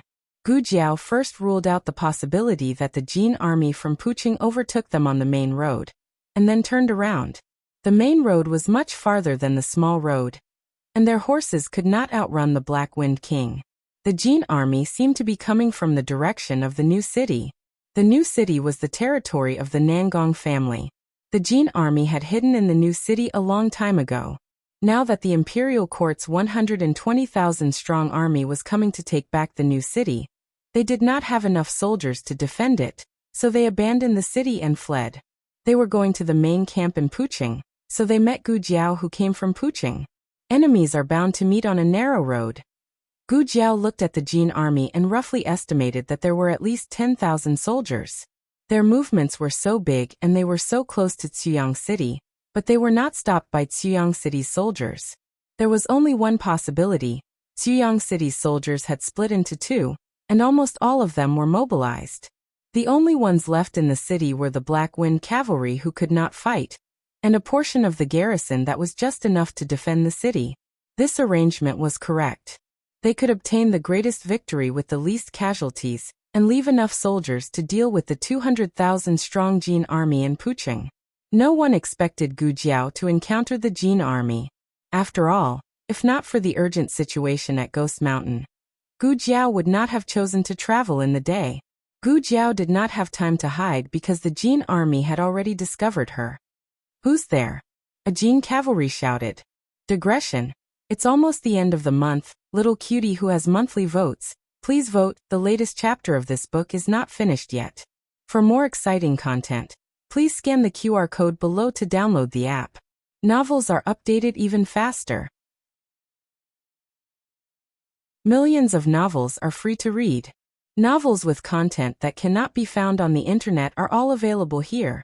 https://www.zhhbqg.com/89642_8964226/1054922623. HTML Genius memorized this website's address. www.zhhbqg.com Bikugo mobile reading website. zhhbqg.com.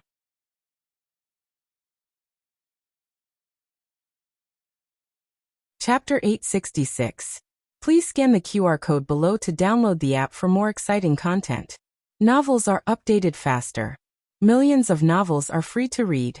Novels with content that can't be found on the internet can be found here. Gu Jiao was wearing the Jin army armor, so the other party should just be asking a normal question. Gu Jiao gently patted the back of the Black Wind King's horse. The Black Wind King retracted his king's chi and lowered his head, looking very tired. In terms of acting skills, no one could be more eye-catching than Gu Jiao. Except Xian Yuanqi. The cavalryman sped up and ran towards Gu Jiao. He stopped about 6 feet away from Gu Jiao.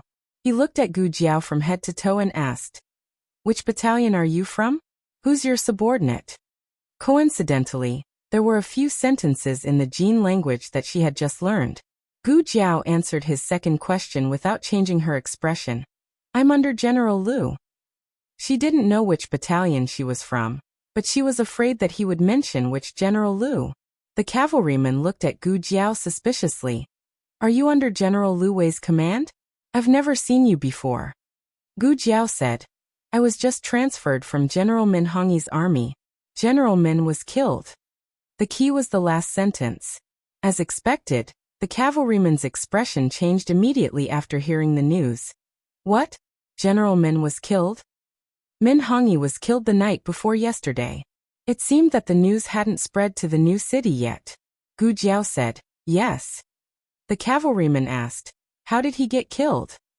Gu Jiao said coldly, "I can't say much." It was mainly because she didn't know enough Jin language that she had learned at the last minute. Otherwise she would be exposed. This was an experienced cavalryman, and obviously wouldn't be fooled so easily. He frowned again and looked at Gu Jiao. "Then what are you doing here? Are you here to catch the murderer? If I say that I'm here to catch the murderer, won't all of you follow me? Then how can I go back to Ziyang City?" Gu Jiao was a woman of few words. "It's a secret order. I can't say much." Once the word secret was involved, it would have a sacred and inviolable color. In addition, Gu Jiao looked magnanimous. She didn't look guilty at all, so the cavalry believed her. Just as he was about to tell him to leave, another cavalryman came over. Judging from the red tassels on his armor, he was a small leader. "What has happened?" he asked. The cavalryman saluted him and said, "Vice General Zhang. He was a soldier under General Min. After General Min was killed, he was transferred to General Liu. He is now out of the city to carry out a secret order." Vice General Zhang's eyes turned cold. Secret orders are executed by at least 2 people. Was there such a thing? Since when did your Jin army become so advanced? Coincidentally, Xian Yuanqi and Tang Yueshan arrived at the same time. Xian Yuanqi's aura made people feel like strangers were not allowed to get close to him. He coldly glanced at the 2 Jin soldiers, and the 2 instantly felt like Mount Tai was pressing down on them. "General Liu." Gu Jiao saluted Xian Yuanqi. The mask on Xian Yuanqi's helmet was down, so people couldn't see his face clearly. However, with their status, they didn't dare to look directly at General Liu's appearance. The 2 also saluted. Xian Yuanqi simply said, "Let's go." Gu Jiao quickly replied, "Yes." Then the 3 went back the way they came. The 2 cavalrymen were confused, but they didn't dare to make them stay. The 2 rode their horses back to meet up with the rest of the army. They also reported the situation to General D, who was leading the army this time. General D noticed 2 important points. Min Hongyi was in trouble, and his subordinates were taken away by General Liu Wei. "That's impossible," General D said. The two were stunned. General D frowned and said, Lu Wei is in the scout camp. He is in charge of collecting intelligence. He is General Gongsuan's spy. Why would he want Min Hongyi's men? Min Hongyi's soldiers were used for war. They weren't professional scouts. Lu Wei had no use for them. Most importantly, why would Lu Wei come to Ziyang City in person? Was he carrying out some secret order? He came here, but he turned around and left after encountering his cavalrymen. He felt that something was wrong. Are you sure that person is General Lu Wei? General D asked. Well, the two exchanged a look. Vice General Zhang thought carefully and said, he was wearing a helmet and had his mask down. We didn't see his face clearly, but his figure did seem to be bigger than General Lu Wei. Subordinates didn't dare to question their superiors. However, General D and General Lu Wei were of the same rank. He was the one who questioned General Zhang, so Vice General Zhang dared to say something strange. General D said, something is wrong. Zhang Run, you lead the cavalrymen and chase after him. Yes. Vice General Zhang immediately led 500 cavalrymen to lead the way and outflanked them from the main road and the small roads. When they heard the sound of horse hooves behind them, the three of them knew that their identities had been exposed. Unfortunately, there was no forest on this road that they could hide in. There was only a sparse little village. Gu Jiao held the reins tightly and said, we can't go to the village. The Jin army was not easy to deal with. They would do anything. Tang Yueshan said, we can't keep going forward. If we keep going, we will go back to Puching. We will be attacked from the front and back. We will be finished. Gu Jiao also understood this. The current situation was too unfavorable for the three of them. There were nearly 1,000 lives waiting for reinforcements in the tunnel. Every second they were delayed, they would be in more danger. It wasn't easy for them to get here. Would they be forced back by the 10,000 Jin soldiers? Gu Jiao held the reins tightly and said, we can't go forward. They couldn't go any further. Their horses had been through a long journey for a whole day. They were already exhausted. It was only a matter of time before the cavalrymen of the Jin army caught up. The three of them stopped their horses. The sound of galloping horse hooves came from the front and the side. The Jin army had split into two and blocked their escape route. They only had one choice left: break out of the encirclement. The situation on the battlefield was ever-changing. Any perfect plan would encounter unexpected situations. This was exactly the case. The Imperial Army was out in full force. There were no extra soldiers in the city. They could only rely on themselves. But could the three of them really kill their way out of 10,000 soldiers? Tang Yueshan joined the army at the age of 12. He had fought countless battles in his life, but he had never fought such a difficult battle. It was not 2,000 against 20,000, but 3 against 10,000. Gu Jiao held the red tasseled spear and said, we don't have to kill them. We just need to rush out. As long as we enter the city, they can't do anything to us. Although that was the case, it would definitely be a fierce battle. The sound of horse hooves was approaching. The murderous aura was endless. The sun was hidden in the clouds, and only the gray sky could be seen. Xian Yuanqi looked at the incoming cavalrymen of the Jin state, and the black mass of infantrymen behind them. He urged his horse to take a few steps forward and stood in front of Gu Jiao. Gu Jiao was used to rushing at the front. She was slightly stunned when someone suddenly took over this dangerous position. Xian Yuanqi pulled out the long sword at his waist. The 3-foot sword reflected a cold light in the twilight. It was like a dragon out of the sea, eager to eat the bones and blood of the enemy. Who is in front? Get down from your horse and follow me. Before the cavalryman could finish his sentence, Xian Yuanqi rode forward and cut off his head with his sword. This scene happened so suddenly that the cavalrymen behind did not have time to change their route. The horse hooves crushed the head that rolled down, and the brain matter fell out. Xian Yuanqi raised his sword and slashed down fiercely. He opened a path for Gu Jiao with the power of thunder. Count me in. Tang Yueshan raised his hand and took the big bow on his back. He took out the arrows from the quiver and shot 3 arrows at the same time. Gu Jiao took advantage of the situation and rushed all the way with the Black Wind King. The cavalrymen of the Jin state were in a mess. If all 500 cavalrymen were here, They might not have succeeded so easily. However, they divided half of their forces and went to the official road on the side. The three of them did not continue to fight. After rushing out of the encirclement of the cavalrymen, they continued to rush in the direction of Ziyang City. Compared with more than 200 cavalrymen, the more than 9,000 soldiers in front of them were the real difficulties they had to face. Xian Yuanqi took the lead and opened a path in front. Tang Yueshan and Gu Jiao each formed the left and right wings respectively, and they rushed into the dense army of the Jin state. As Gu Jiao said, their goal was not to defeat them. They would win if they rushed over. Get into formation, General D shouted. The well-trained Jin nation army held shields and quickly formed an impenetrable iron wall. Shoot the arrows. Along with General D's stern shout, the archers behind the shields stood up and shot a rain of deadly arrows towards the three of them. Xian Yuanqi pulled the reins and changed his direction. He ran diagonally in front of Gu Jiao and directly in front of her. He used his long sword to cut down all the arrows that were flying towards Gu Jiao, building a wall that no weapon could penetrate. Tang Yueshan also pulled out his long sword and quickly brandished it. Xian Yuanqi's murderous intent was like thunder. He came to the front of the first formation and used his fierce killing move together with his powerful internal energy. He broke the shields of the Jin state army with one sword, and the soldiers fell to the ground.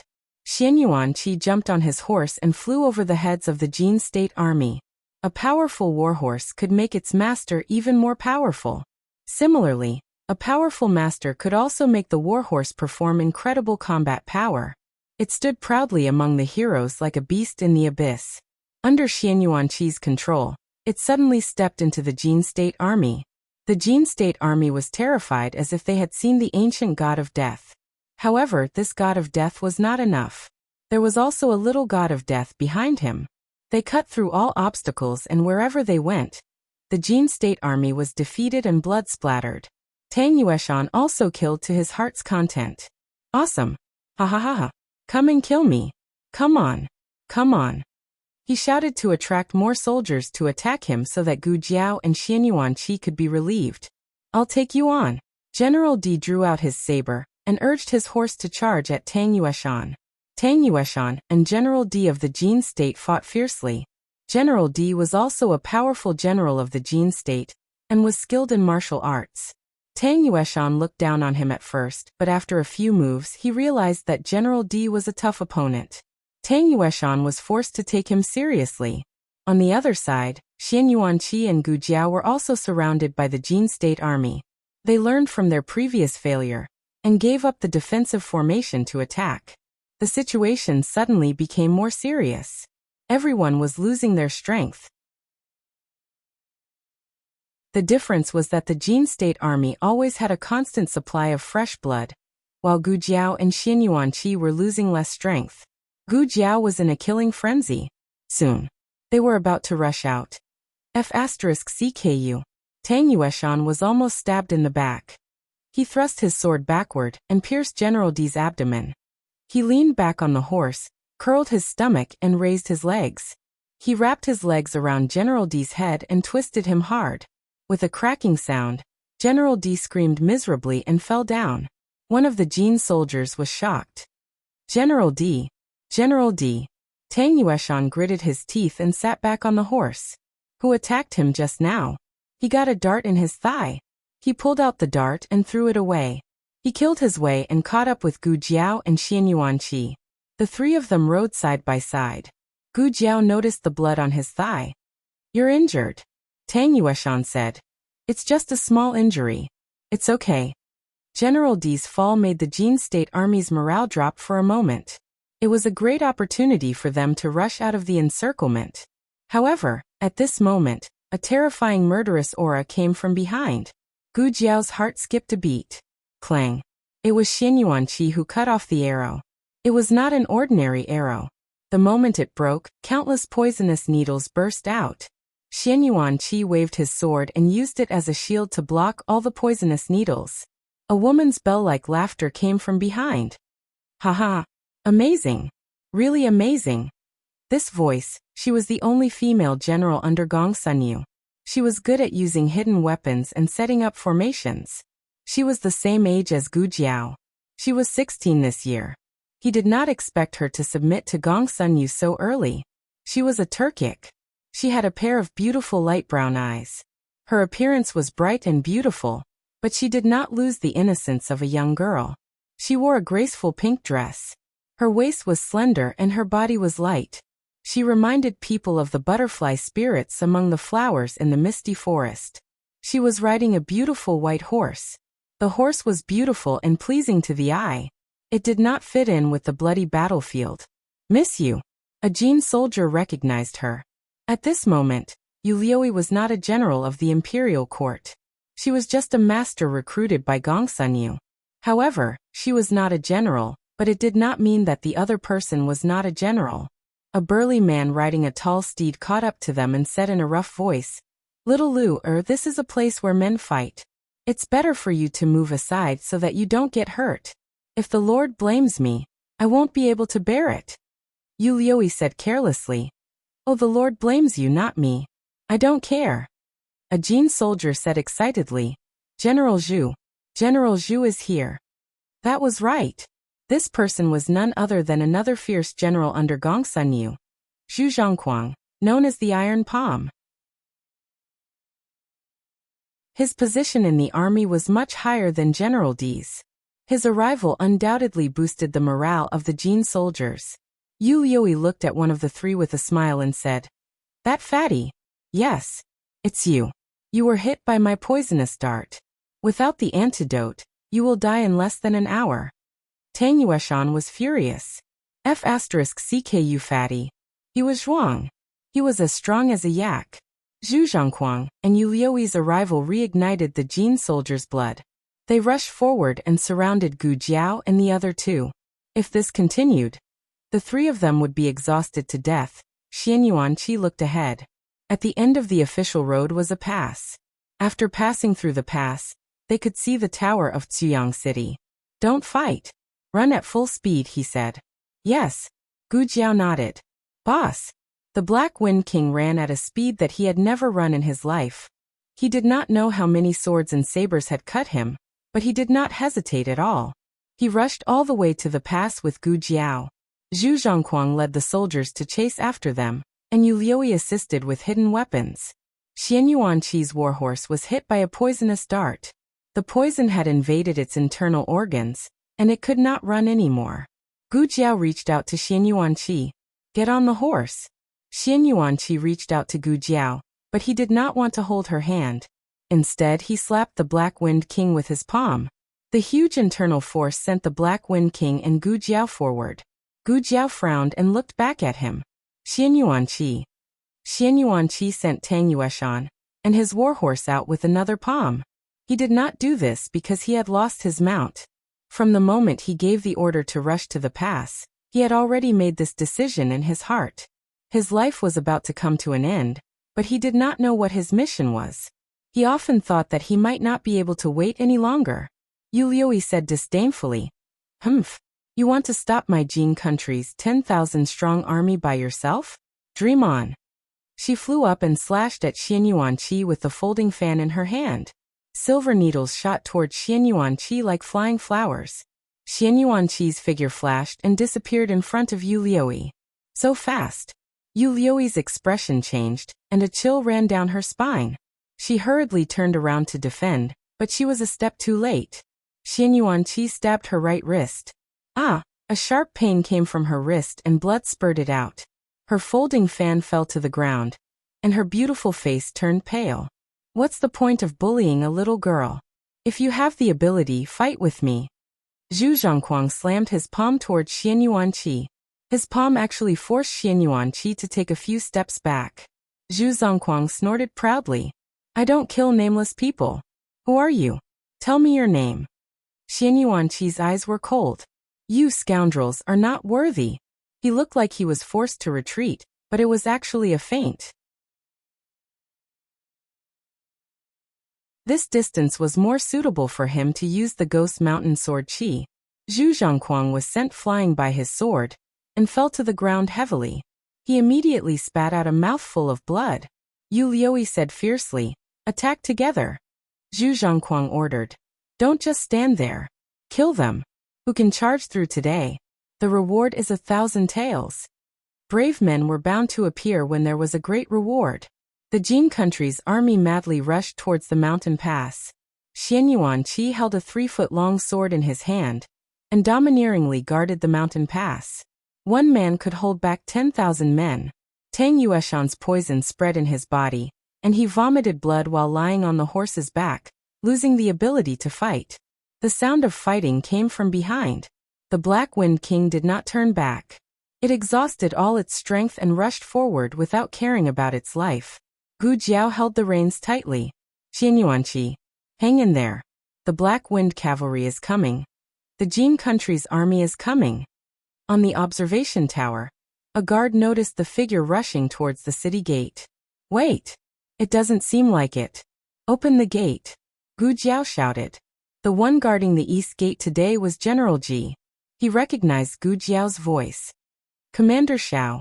Commander Xiao is back. Open the gate. Black Wind Cavalry. Gu Jiao shouted again. What's wrong? Why did they suddenly call for the Black Wind Cavalry? Could it be? General Ji. Look. A guard pointed at the mountain pass in the distance. The mountain pass was not directly facing the tower, and it had to be turned right. The mountain blocked most of the Jin country's army, and it also blocked Xian Yuanqi's figure. However, the Jin country's army behind the mountain was decreasing. They rushed into the mountain pass, but none of them came out. It was as if they were all swallowed by the mountain pass. General Ji said, inform the Black Wind Cavalry to fight. The guard said awkwardly. Only the reserve camp can fight, General Ji said. Go to the reserve camp not because they are weak, but because there are some things that must be done. Don't underestimate any soldier. Yes. 200 meters. 150 meters. 100 meters. I am about to enter the city. The capstan on the city gate tower turned with a rumbling sound. The 2 gates in the city gate hole were pulled open one by one, and the last city gate rose up slowly. Bang! Tang Yueshan's Black Wind Cavalry fell. A man and a horse fell heavily to the ground. Gu Jiao gritted her teeth and did not stop at all.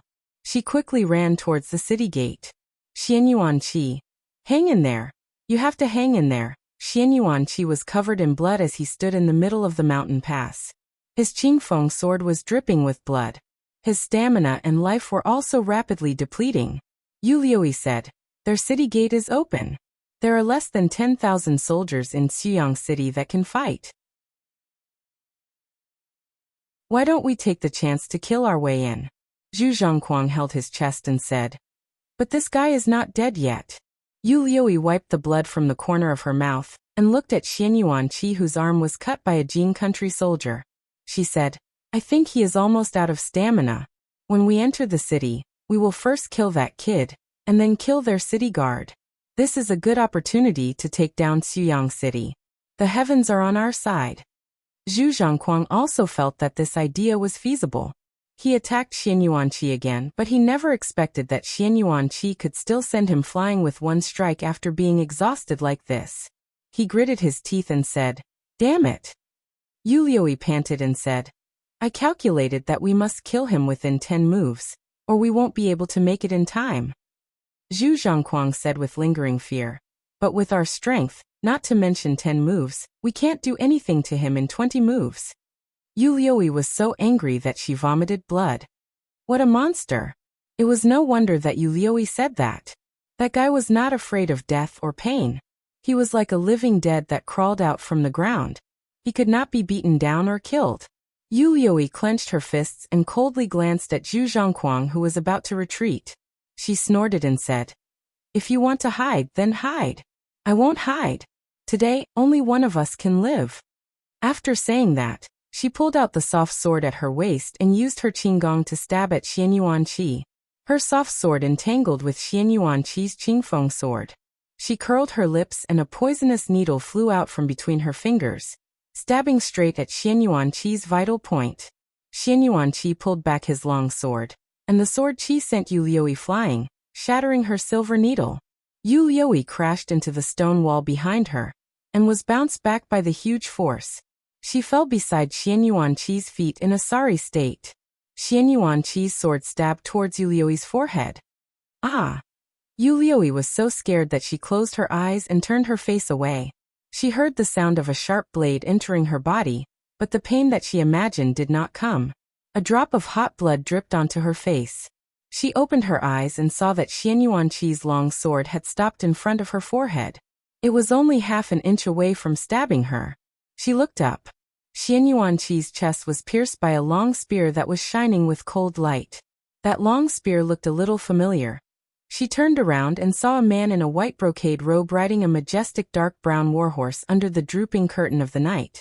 The man had an unparalleled aura in the world, and his eyes were calm and steady. Yu Liui's eyes lit up. Master.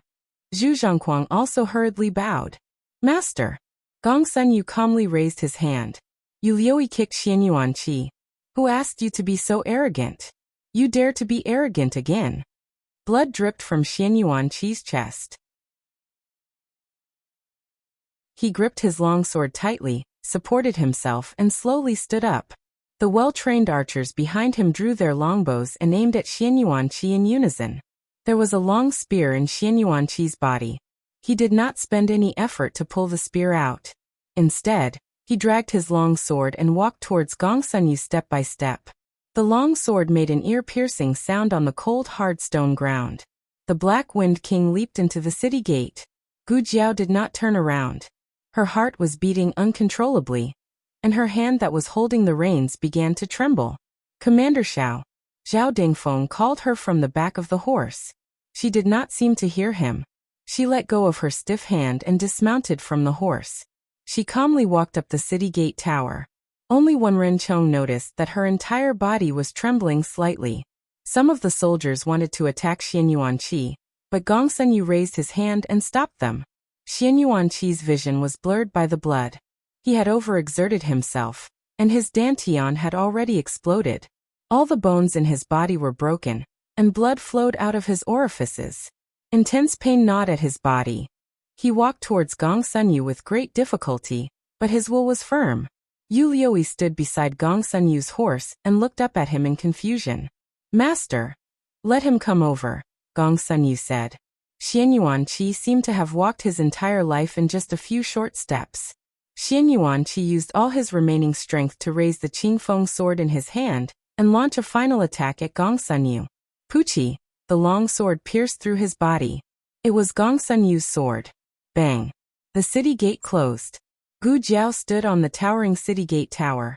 She gripped the city wall tightly with both hands and scratched a large patch of blood. Show the flag. Show what flag? General Ji was stunned. When Rencheng rushed up, he tapped the ground with the tip of his foot and jumped onto the city gate tower. He unfurled the eagle flag in his hand. The Great Yan flag and the Xianyuan commander's flag fluttered in the west wind. Xianyuanqi knelt on the ground powerlessly and looked in the direction of the city gate tower. Was that the commander's flag of the Xianyuan family? He could still see it before he died. How nice, he had no regrets. Zheng, forgive your father. I can't wait until the day I reunite with you. The Lord of Shadows Xian Yuanqi had completed his mission. See you in the next life. Father. A heart-wrenching cry came from the official road behind him. Xian Yuanqi closed his eyes and lowered his arms. The latest chapter of this book is not finished yet.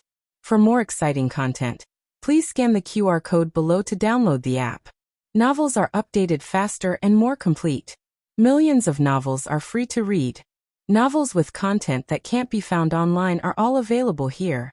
https://www.zhbqg.com/89642_8964286/1054705553. HTML Genius memorized the website address in 1 second. www.zhbqg.com Biku Pavilion mobile reading website. zhbqg.com.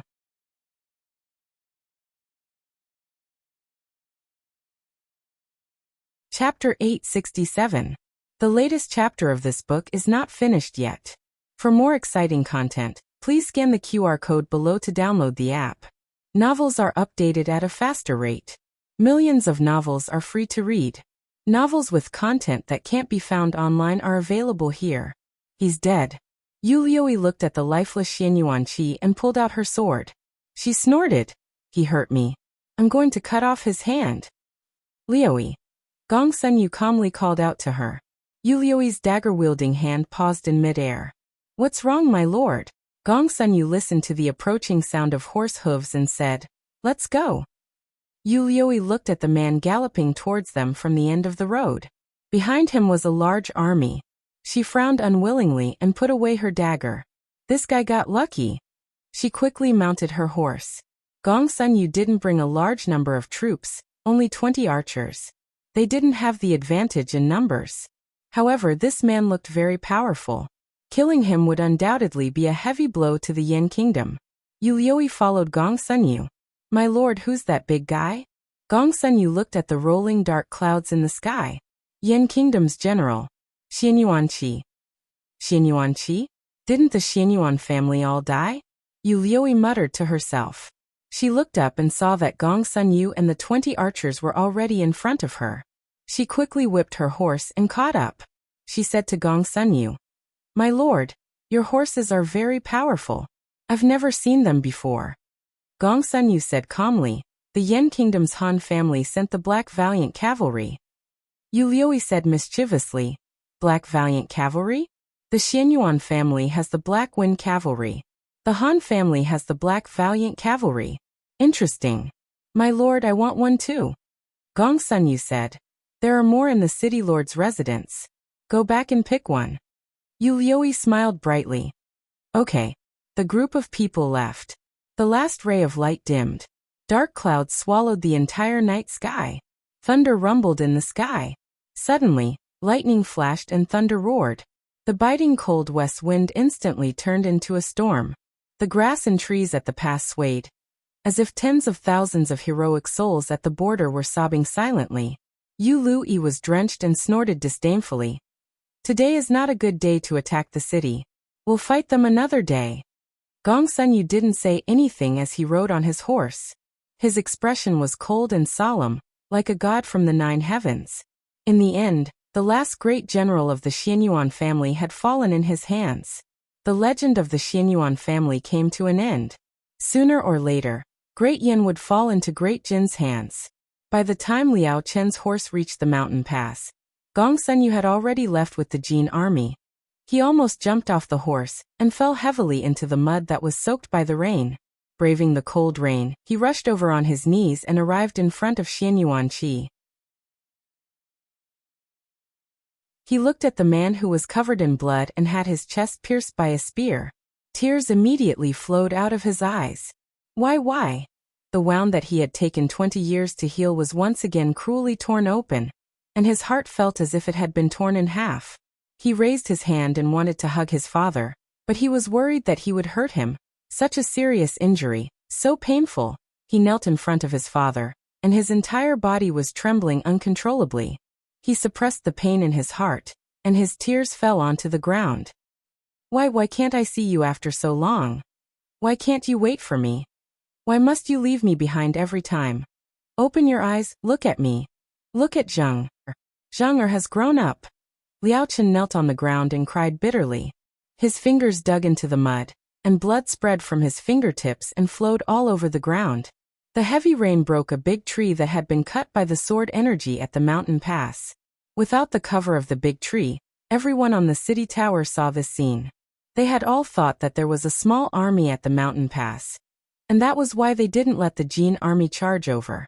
Who knew it was just one person? That person used his own flesh and blood to guard the mountain pass, and stop the 9,000 soldiers of the Jin army.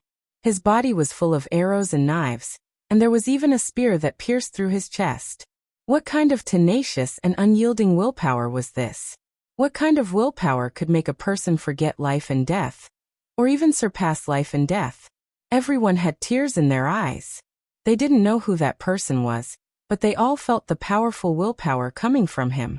That was the undying war spirit of the great Yan. Yi Qing stood on the city tower, and stared at the father and son kneeling in the rain without even saying goodbye. His heart was filled with countless complex emotions. Master, your divination has come true. Everything is exactly the same as what you said. The soul of Xianyuan has fallen under Gong Sun Yu's sword. But Master, since you already know the result, why did you still send me to the border? So that I can witness this tragedy with my own eyes? With my ability, I can't change anything. I didn't even have time to take precautions. The soul of Xianyuan shouldn't have fallen.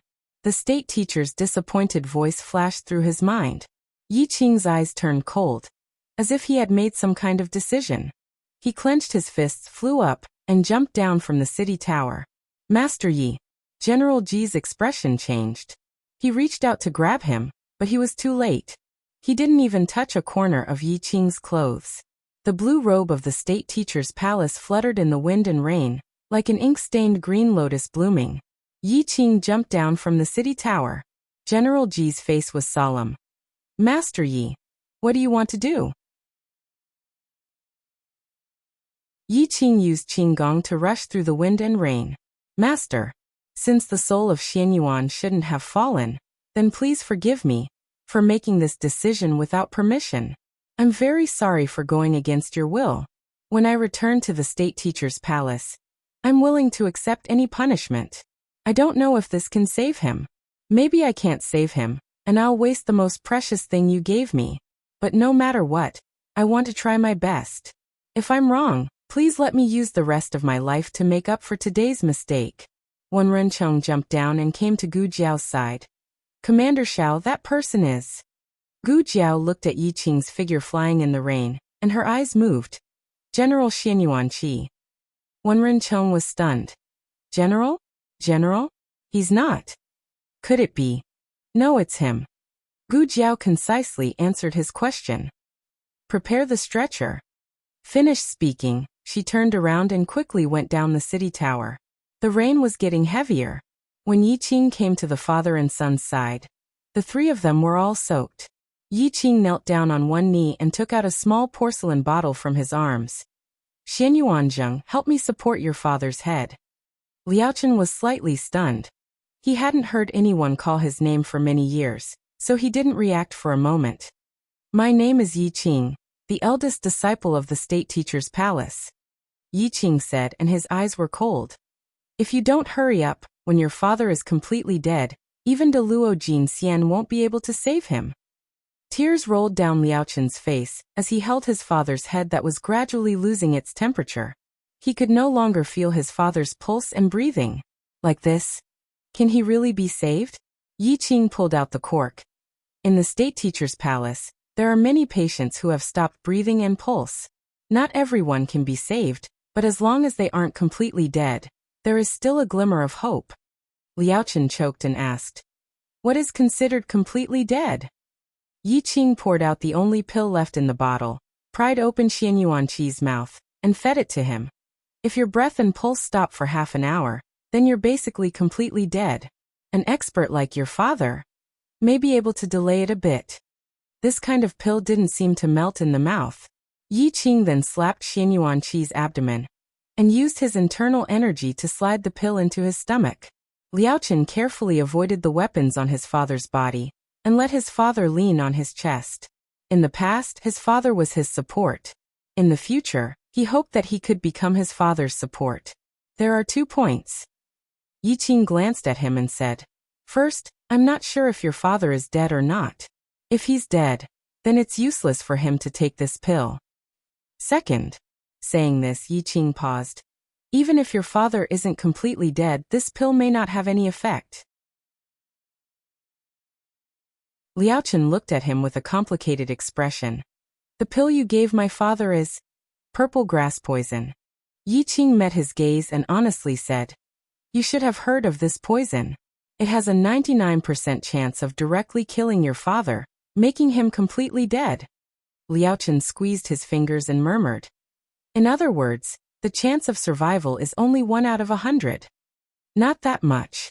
Yi Qing pondered for a moment, then said, with your father's situation, 1 out of 10,000 is the most. Gu Jiao arrived at the scene. and found that Xian Yuanqi's situation couldn't be carried on a stretcher. That is, if Xian Yuanqi had any hope of being saved. Gu Jiao began to deal with the weapons on his body, starting with the spear. Yi Qing, as the state teacher's direct disciple, was also not weak in medical skills, so he cooperated very well. Wen Rencheng and the others held up their raincoats, blocking the pouring rain from the sky. What did you give him? Gu Jiao asked Yi Qing. Purple grass poison. Yi Qing said. Gu Jiao understood. Since coming to the Yan Kingdom, she had heard of this poison more than once. Last time, Gu Chongqing was stabbed by an Hun, and was sent to the intensive care unit, almost becoming a cripple. The state teacher also intended to give him this poison. It's just that the poison had expired. Gu Chongqing used his own willpower and psychological suggestion to pull himself through. This was a miracle in the history of medicine, but Xian Yuanqi's situation was very different from Gu Chongqing's. Gu Chongqing had already woken up, and his life was no longer in danger. He just didn't want to become a cripple. But Xian Yuanqi, he really breathed his last. Gu Jiao put on the silver silk gloves and cut the spear in Xian Yuanqi's chest with the golden silk. This won't expire again, right? It won't. The state teacher had told him about last time before he left. He hurriedly explained. The medicine master gave Gu Chongqing was left many years ago. This medicine was found in the Han family's mansion a few days ago. Han family? Gu Jiao cut the spear in her back with the snow sky silk. Yi Qing said. Yes, master said that the Han family is likely to control a large purple grass garden. They have a lot of purple grass in their hands.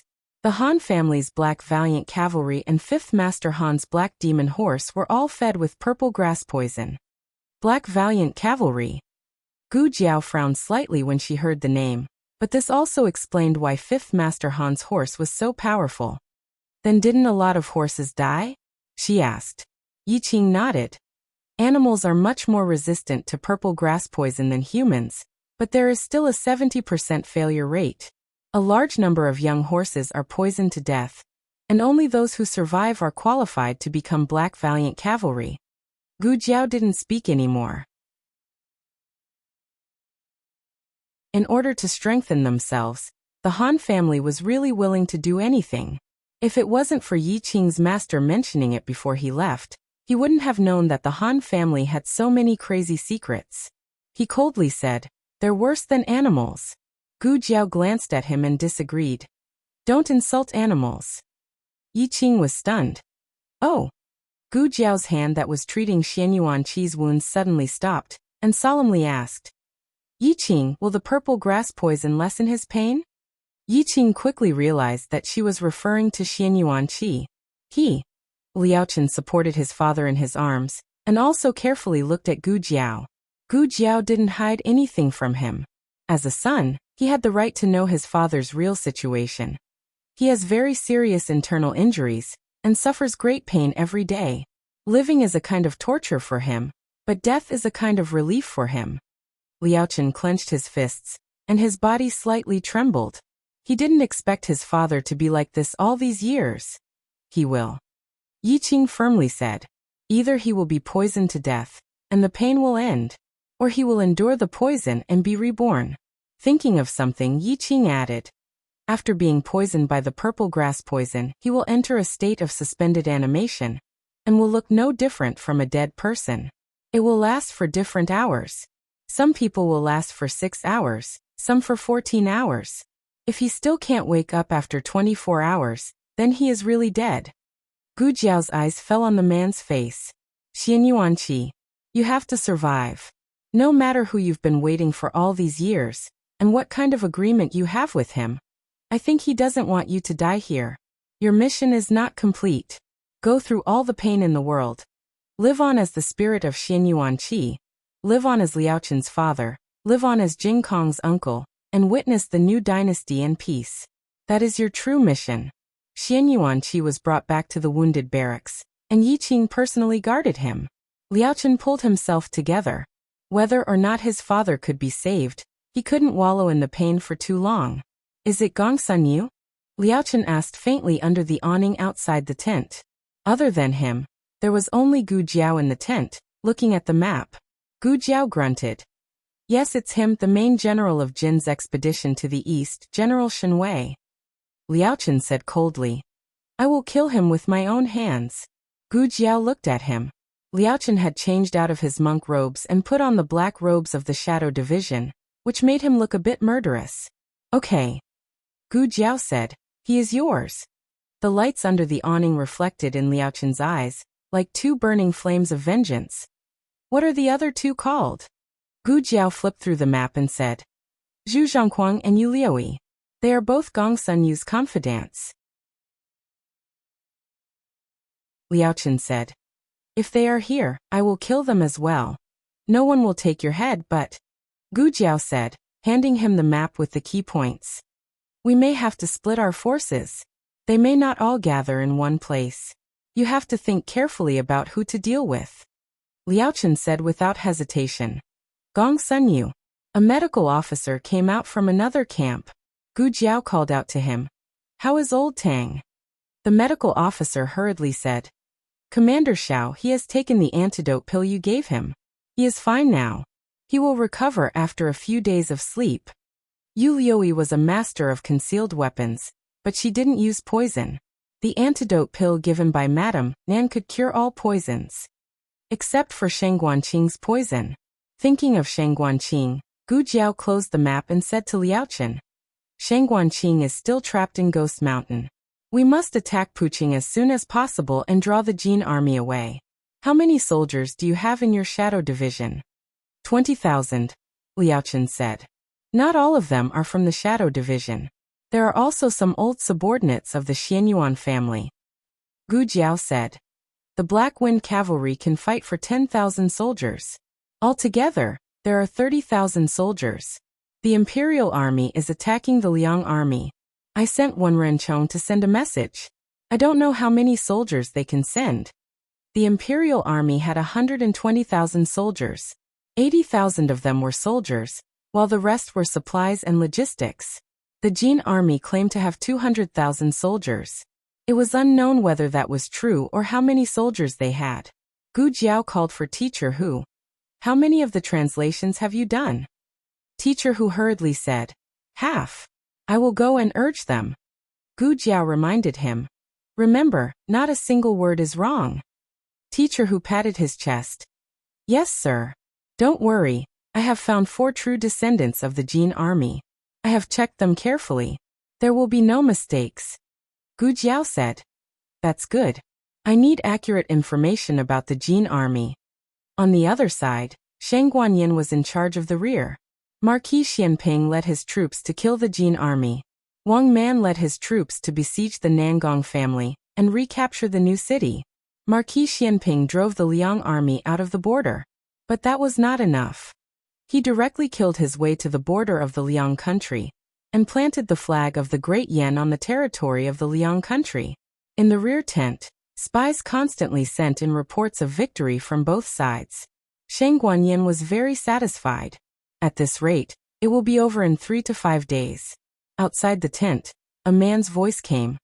Your Highness, Wen Renchong of the Black Wind Battalion requests an audience. Shang Guanyin sternly said, Come in. Wen Renchong hurried into the tent, cupped his hands and bowed. He presented the letter in his hands. Huaner took the letter and opened it and handed it to Shang Guanyin. After Shang Guanyin looked at it, she stood up with a swish sound. Her crown princess aura was fully released. Someone come. Go and inform General Xiao and General Wang Man. They must end the battle tonight. Tomorrow we will set out to attack Pu City. Digression, when I said 2 chapters, it meant that the 2 chapters were combined into one. My daily update was at least 4,000 words or more, and it had nothing to do with the number of chapters. In addition, Himalayas released a multiplayer version of Yusheng. You can search for the host, run for Yusheng, and click on his homepage. On the right of the first row, there is Grand Concubine. The latest chapter of this book is not finished yet. For more exciting content, please scan the QR code below to download the app. Novels are updated faster. Millions of novels are free to read. Novels with connotations that you can't find on the internet are available here. https://www.zhbqg.com/89642_89642_826/1054502994. HTML Genius will remember this site's address. www.zhbqg.com Bikuga mobile reading website. zhbqg.com.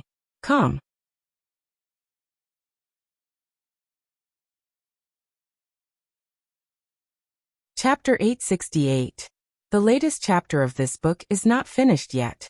For more exciting content, please scan the QR code below to download the app. Novels are updated faster. Millions of novels are free to read. Novels that can't be found online are all available here. Marquis Xianping was planning to order the soldiers to rest and continue the siege tomorrow morning, but he received an order from the rear.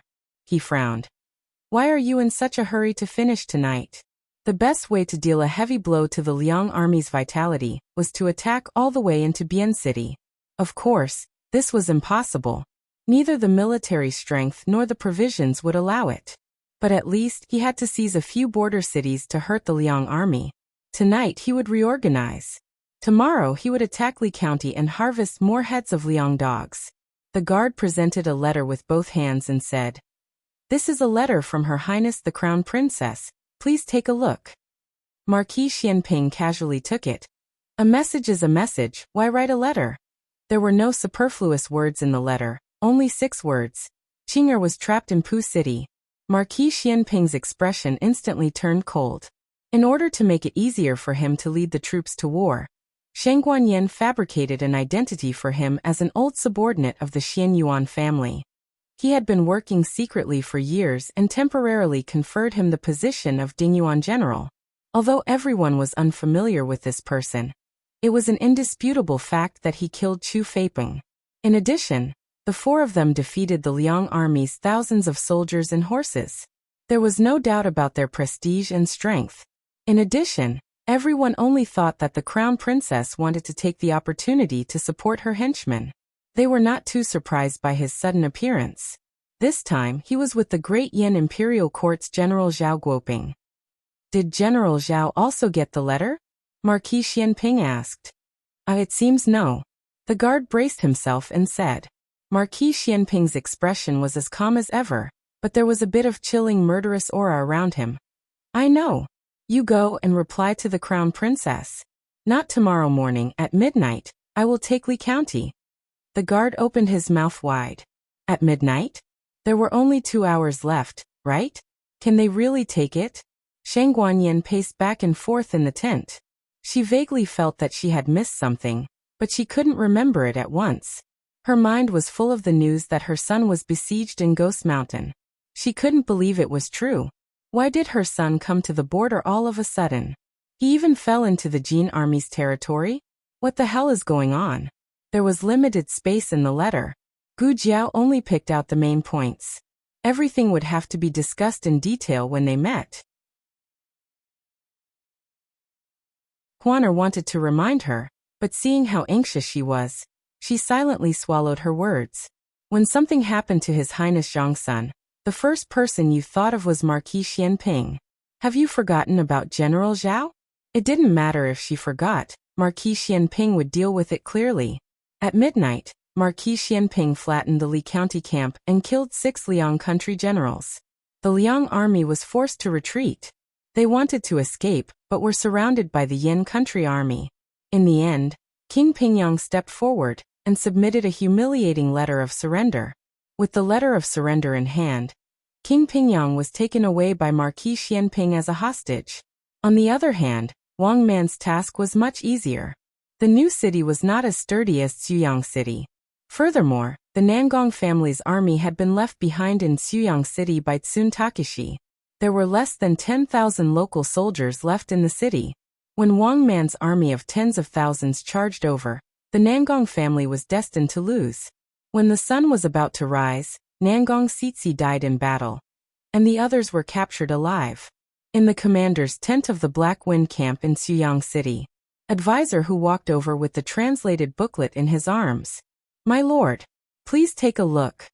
Gu Jiao looked away from the sand table and raised her hand to take the book. Liao Chen was also in her tent. The two of them carefully read the intelligence of the Jin army. Gu Jiao said, "There are more than 200,000 soldiers.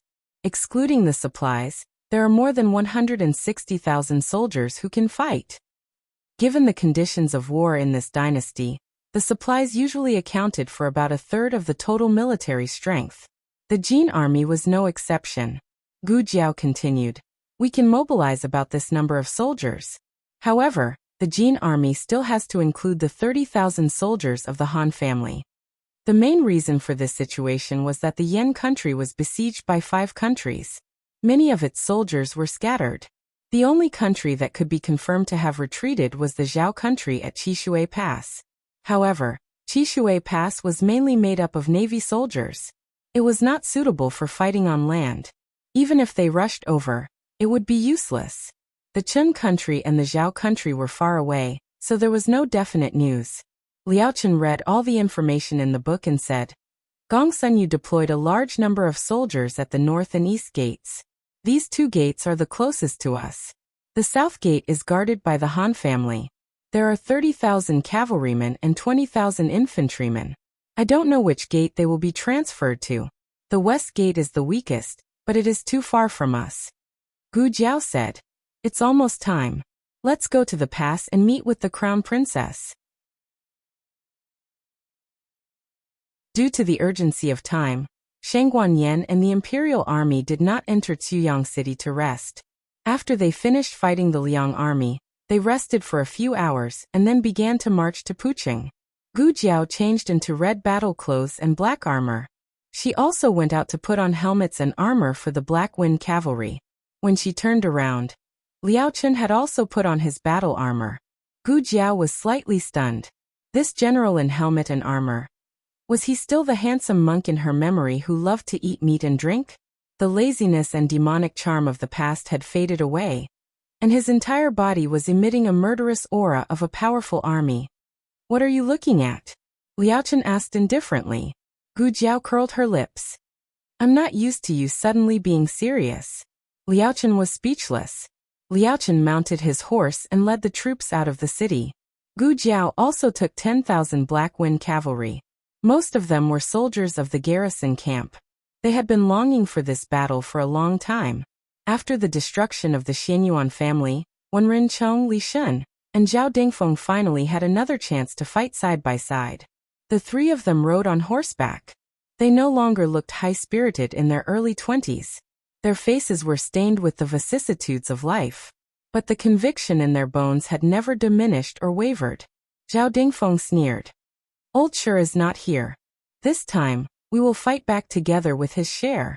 Wen Rincheng, Li Shun, Zhao Dingfeng, and Shi Zhongkue were the 4 fierce generals of the Black Wind Battalion. Shi Zhongkue died in battle more than 10 years ago. Thinking of Old Shi, Wen Rincheng and Li Shun's eyes turned cold.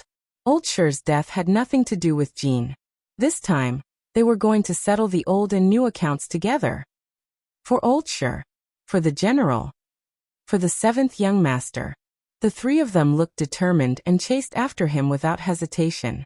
Gu Jiao waited for Shang Guanyan's carriage on the official road outside the pass. She patted the Black Wind King and stepped into the carriage. Shang Guanyan's eyes were red. It seemed that she had cried because she was worried about Shang Guanqing. But she had calmed down and was able to talk to Gu Jiao calmly. She took Gu Jiao's hand and let Gu Jiao sit down beside her. "Jiao, what happened?" Gu Jiao looked back. Shang Guanyan said without changing her expression. "General Shao, you also get on the horse. I have something to discuss with you and Commander Shao." Marquis Xianping also got on the carriage. Gu Jiao told them about the Ghost Mountain. There were 3 main points: Shang Guanqing, Xianyuanqi, and the 1,000 lives in the tunnel. Gu Jiao only mentioned Shang Guanqing's situation in the letter. Shang Guanyan never expected that Xianyuanqi was involved. Second uncle is still alive. He is still alive. He has a son. Shang Guanyan didn't know about the Shadow Division. She thought that Xianyuanqi really died that year. He is the master of Jing Kong. Gu Jiao said. So in Jingkong, he is also a child of the Xianyuan family. Although Shang Guanyin had doubts for a long time, she was not sure. Where is Zheng? Gu Jiao said. He first set off with 20,000 troops and some of the city's supplies. Shang Guanyin whispered, second uncle is still in danger, right? Gu Jiao nodded regretfully yes. Gao Sunyu. Shang Guanyin coldly clenched her fists. Marquis Xianping, who had been silent, suddenly opened his mouth. I have two doubts. First, where did old Gu go? Second, why did Qing go to Ghost Mountain? Shang Guanyin, didn't you say that he is staying in the village outside Qingdu? Shang Guanyin opened her mouth. Marquis Xianping raised his hand and made a stop gesture. Okay, no need to say any more, this Marquis knows. The two looked at him with a dumbfounded face. What do you know? Marquis Xianping couldn't hide his emotions and said, father and son are connected by heart. He must have come to find this Marquis. What a filial son he is to look for his father for thousands of miles. Gu Jiao. Shang Guanyin. Wang Man beat the gong to withdraw his troops at dawn and was on his way. Mu Qingchen was also under his command. While waiting for the two of them, Marquis Xianping and Shang Guanyin quickly understood the deployment of the Jin army and drew up a preliminary battle plan. Gu Jiao's Black Wind Cavalry and Liao Chen's Shadow Division went to attack the 30,000 Black Wind Cavalry of the Han family. The battle location was at the South Gate. Marquis Xianping led 50,000 infantry and archers to attack the 80,000 Jin army at the North Gate. Wang Man led 30,000 troops to the East Gate to fight the 40,000 Jin army. Finally, Chang Wei led 30,000 troops to the West Gate of Puqing to fight the 20,000 Jin army. The rest of the troops stayed in Xuyang City to prevent the Liang army from counterattacking and the Jin army from being defeated. Digression, it's the end of the month, it's time to clear the tickets. Let's see if there are any tickets left. The latest chapter of this book is not finished yet. For more exciting content, please scan the QR code below to download the app. Novels are updated faster. Millions of novels are free to read. Novels with connotations that can't be found on the internet are all available here. https://www.zhhbqg.com/89642_896428266/1054311135. HTML Genius memorized this website's address. www.zhhbqg.com Bikugo mobile version website. zhhbqg.com.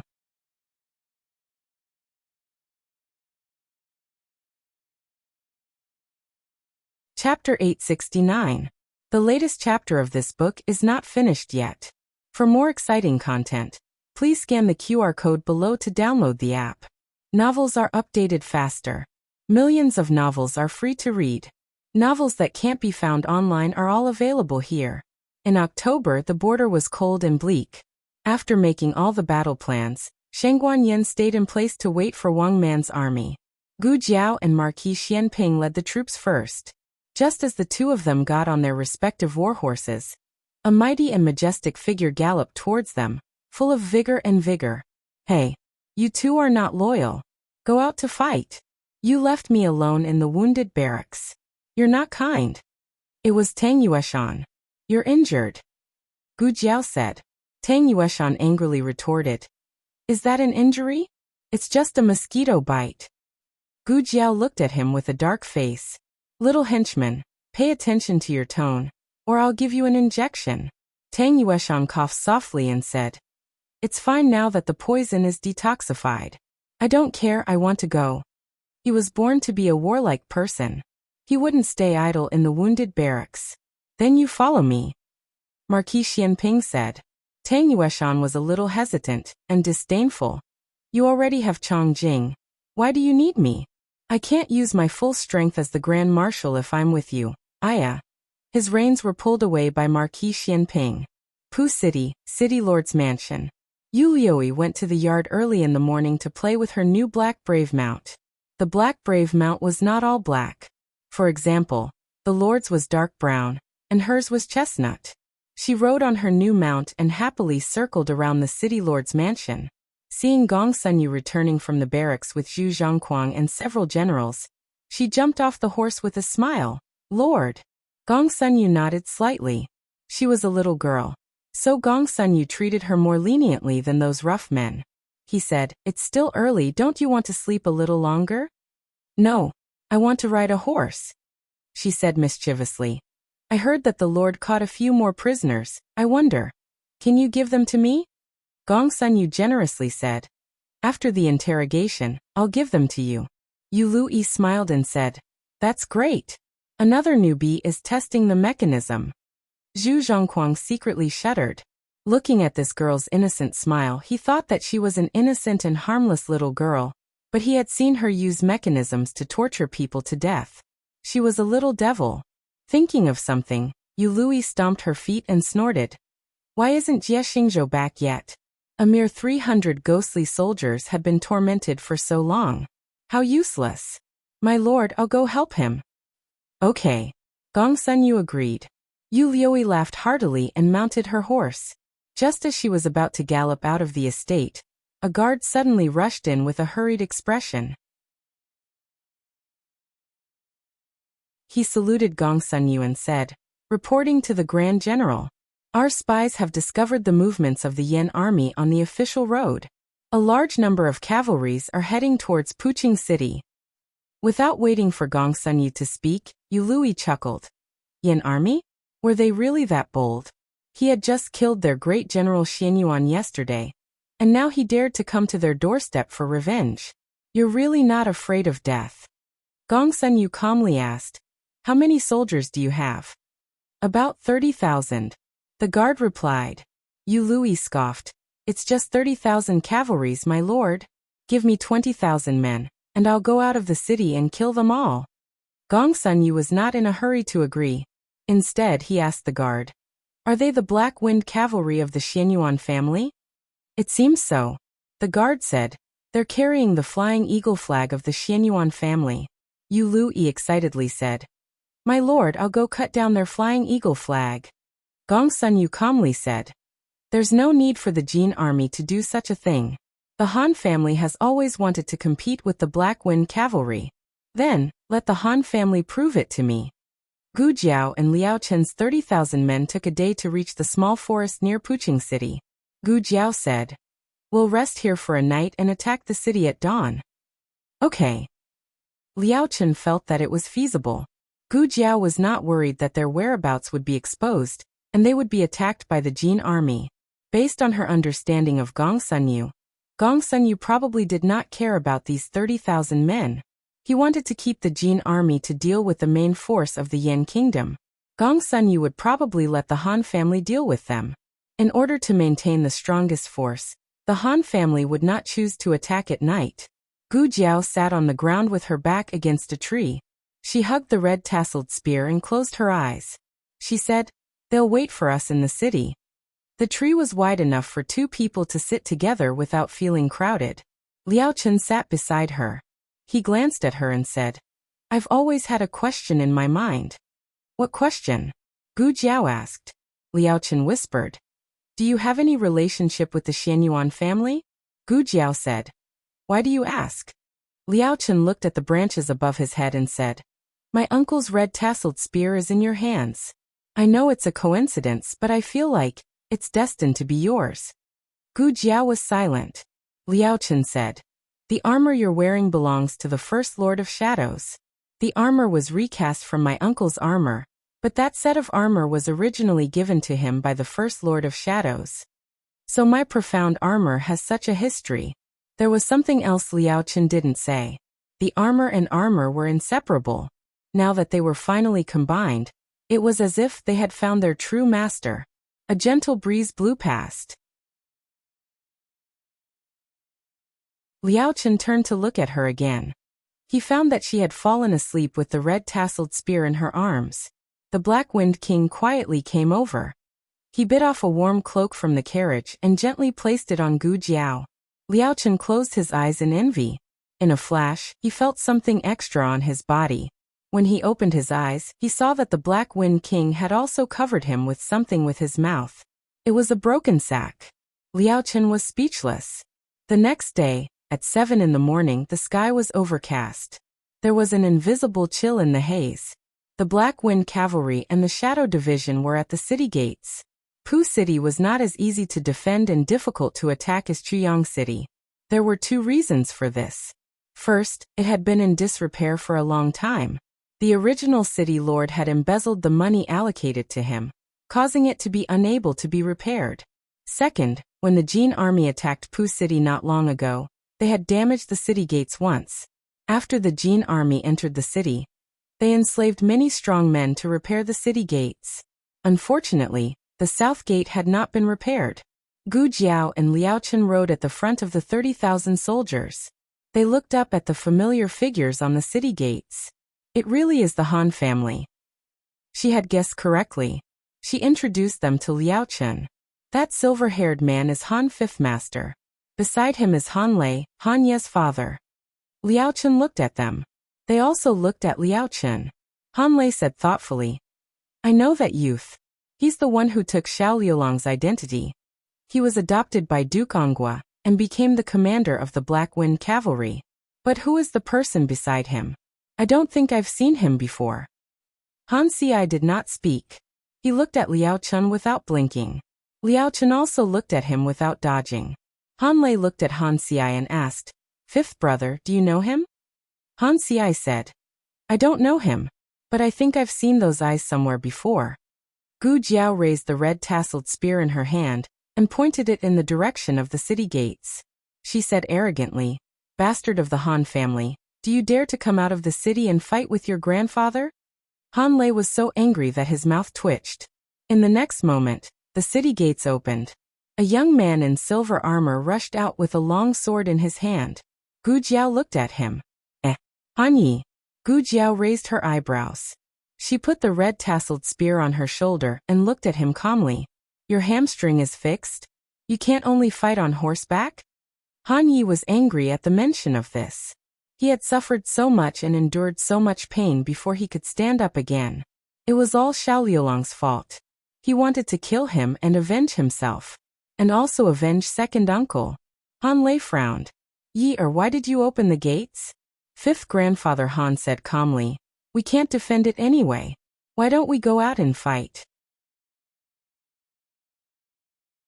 The valiant dark cavalry's strength was offense. Only under the city gates could they unleash their full power. Moreover, he had been waiting for this day for a long time. He always wanted to know if the valiant dark cavalry he trained could defeat the Xianyuan family's Dark Wind Cavalry. An endless stream of valiant dark cavalry rushed out of the city gates and fought with the Dark Wind Cavalry and the Shadow Tribe. The battle came faster and fiercer than expected. In the blink of an eye, dozens of cavalry fell. Some were on their own side, and some were on the other side. Han Ye's target was Gu Jiao. "Why didn't that Gu Changqing come with you? You don't deserve to fight with him." "Nonsense. Watch out for my sword." Han Yi swung his sword at Gu Jiao's head. Gu Jiao raised her red tasseled spear to block the attack. The spear and sword clashed, and Han Ye's murderous aura filled the air. Han Yi was shocked. The last time they fought, this kid was clearly no match for him. Why was it that after a dozen moves, this kid's face was not red, nor was he panting? It seemed like he was very relaxed. Whoosh! Gu Jiao killed a cavalry with a single stab. Then she stabbed her spear at Han Ye's waist. The angle was very tricky. It could not be blocked or deflected. Han Yi gritted his teeth and used his qinggong to leap up, perfectly dodging the attack. Then he swooped down from above Gu Jiao's head and stabbed his sword at Gu Jiao's Baihui acupoint. "Are you trying to make me jump up? Dream on." Gu Jiao stared at him. Then she suddenly leaned back. Han Ye's spear stabbed Gu Jiao's armor. However, it did not pierce through. Han Ye's eyes flashed. Gu Jiao's spear slashed at his thigh. Han Yi did not understand why this kid's armor was so hard. It was too late for him to retreat. Seeing that one of Han Ye's thighs was about to be cut off by Gu Jiao, fifth grandfather Han suddenly rode his black demon horse and quickly arrived behind the two. He used his sword to deflect Gu Jiao's spear. 2 against 1, Gu Jiao was pincered. Han Yi said, "You attack her arms. I'll kill her horse." As soon as he finished speaking, Liao Chen flew over and forced fifth grandfather Han off his black demon horse. Fifth grandfather Han stabilized himself with a flip. He turned around and looked in disbelief at the man who forced him off his horse. Who are you? Tell me your name. Liao Chen's killing intent was like a knife. Xianyuan Zheng of the 7 Xianyuan sons. Digression, it's really the end of the month. Don't waste your monthly votes. The latest chapter of this book is not finished yet. For more exciting content, please scan the QR code below to download the app. Novels are updated faster. Millions of novels are free to read. Novels with content that can't be found online are all available here. https://www.zhhbqg.com/89642_8964286/1054295557. HTML Genius memorized this website's address in 1 second. www.zhhbqg.com Bikugo mobile reading website. zhhbqg.com.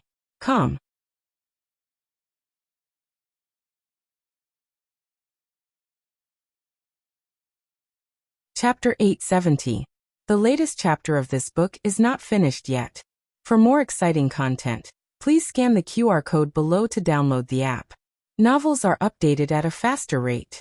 Millions of novels are free to read.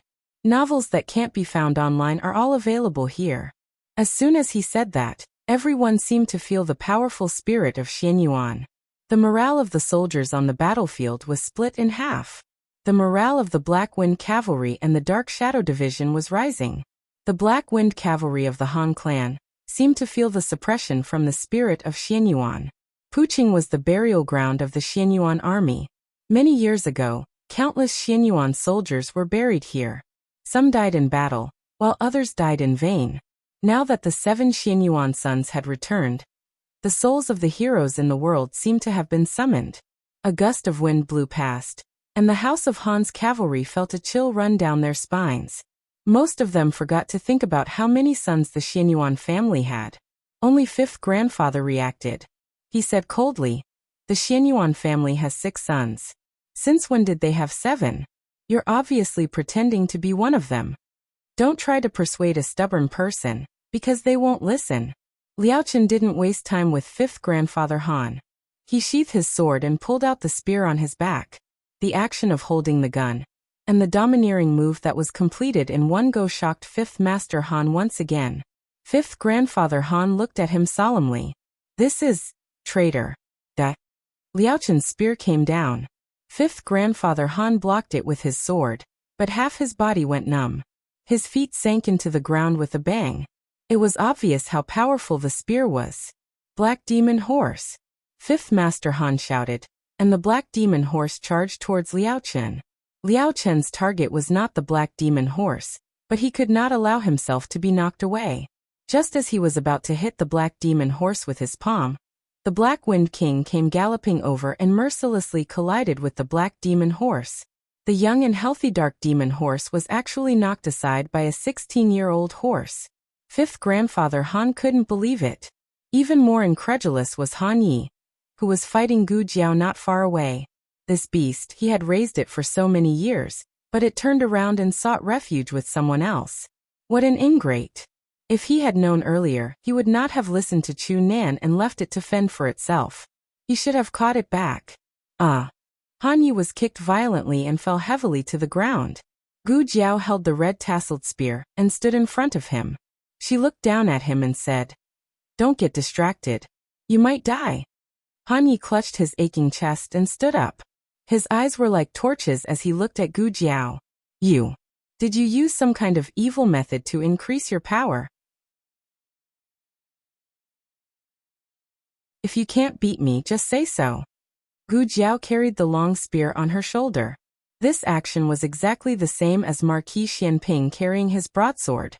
She even shot off a Han family cavalryman's helmet and stepped on it with one foot. "Didn't your fifth uncle just use drugs? But look, did he win?" Han Yi turned to look at his fifth uncle. He saw the Han family's once-in-a-century expert being defeated by someone who called himself one of the 7 sons of Xianyuan. After being sent flying again, Fifth grandfather Han fell heavily to the ground and spat out a mouthful of black blood. How can this be? This was his fifth uncle. The survivors who survived the purple grass poison possessed terrifying inner strength and an immortal body that could be said to be immune to pain. Immortal body was an exaggeration, but he was more resistant to injury than normal people.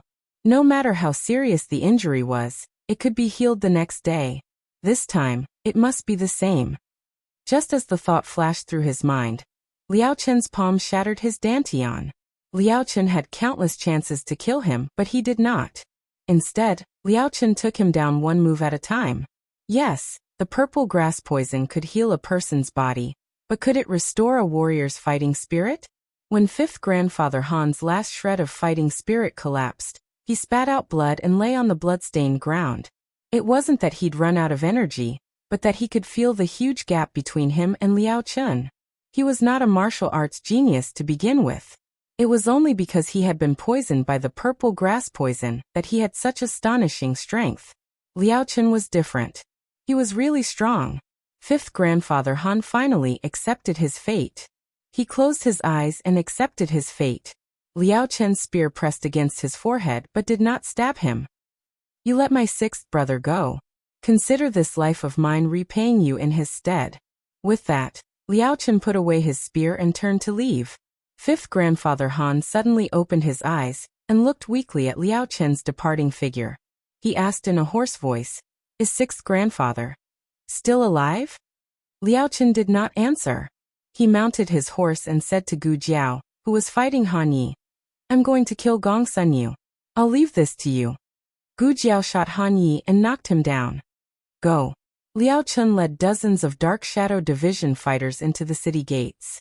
He rode his horse while the others used their lightness techniques. After entering the city, they split up and disappeared with a whoosh. A large group attracted attention and could easily be surrounded by the Jin army. It was much more secretive when they split up. They would meet up at the governor's mansion later. Unexpectedly, as soon as he entered the city, a child's scream came from the top of the city gate tower. He looked up. A 5-year-old boy was falling from the top of the city gate tower. His face was full of fear. He flew up and caught the boy in midair. Now is the time. Murderous hidden weapons rained down from the top of the city gate tower. The boy was just bait. If he didn't fall for it, the boy would fall to his death for nothing. If he fell for it, he would be shot to death with the boy. What a vicious plan. Liao Chen flicked his sleeves and pulled out his sword, stabbing it into the tower. He stepped on the blade of the sword, and under the great force his body flew forward like an arrow released from a bow. The rain of hidden weapons clanged against the sword, and also hit the hard bluestone floor. His horse was also injured and couldn't continue to fight. He landed on one knee at the corner of the street with the boy in his arms. Are you okay? The boy was so scared that he didn't even know how to cry. He turned to look at the towering city gate tower with a cold face. On the city gate tower, a graceful girl in pink was looking at him with a smile. You're the 7 sons of Xianyuan? Xianyuan Qi, who was killed by the Lord, is your father? How interesting. You actually dodged my flying flower hidden weapons. Interesting? Throwing an innocent child down from the city gate tower was left out of her mouth so casually. Liao Chen turned his head and put the boy in a safe place. He looked at the top of the city gate tower with a murderous look. It was impossible to climb such a high distance with lightness techniques. However, he had just stabbed his sword so he could borrow some strength. Let's try. Liao Chen pulled out the long spear behind his back and stabbed it into the long sword. With 2 points to borrow strength, he shouldn't miss. Liao Chen flew up. No way. Climbing the city gate tower with your bare hands. Humph, how confident are you in your lightness techniques? Yu Liuyi didn't attack. She just looked at Liao Chen and waited for him to fall. Unexpectedly, Liao Chen really came up.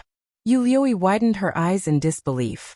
Looking at the man who flew in front of her, she was so shocked that she forgot to attack. Bang! A powerful sword energy came from behind Yu Liuyi. Liao Chen's eyes flashed. He slapped the wall of the city gate tower with his palm and supported his body upside down to avoid the attack. The next moment, 4 or 5 more powerful sword energies came at Liao Chen. This was a blatant sneak attack. Liao Chen's expression changed. He couldn't dodge. He was blasted off the city gate tower by the sharp sword energy. His whole body was numb for a moment. He couldn't use his internal energy and lightness techniques. Was he going to fall to his death? He looked at the grayish-blue sky. White clouds had appeared at some point. He saw his father's gentle and kind smile. He hadn't avenged his father. Was he going to die in vain? At the critical moment, a figure in a dark blue Taoist robe soared into the air from behind. The figure grabbed his waist, which was clad in armor, and brought him down slowly. His toes touched the ground and his whole body sank.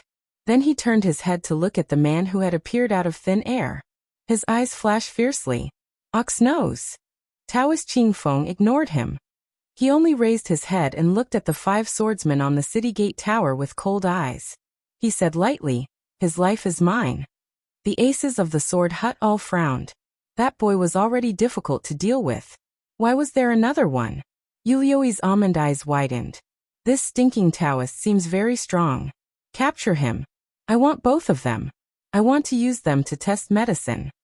The 5 aces of the sword hut flew down from the city gate tower. Taoist Qingfeng looked at the pale Liao Chen and said, "You're injured." Liao Chen wiped the blood from the corner of his mouth. "It's nothing. Why are you here?"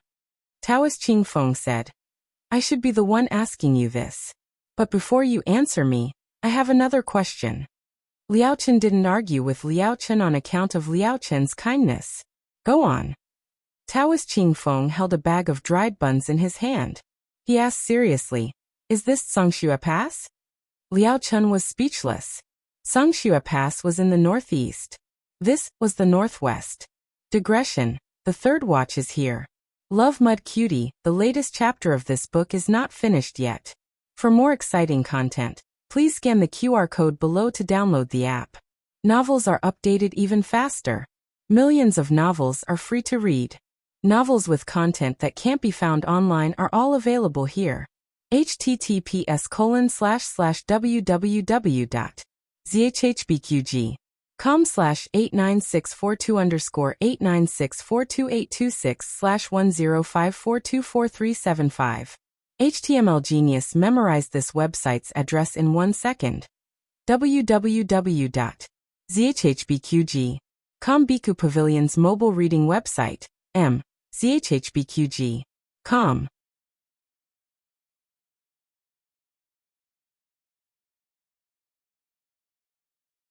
Chapter 871. The newest chapter of the book is not finished yet. Please scan the QR code below to download the app.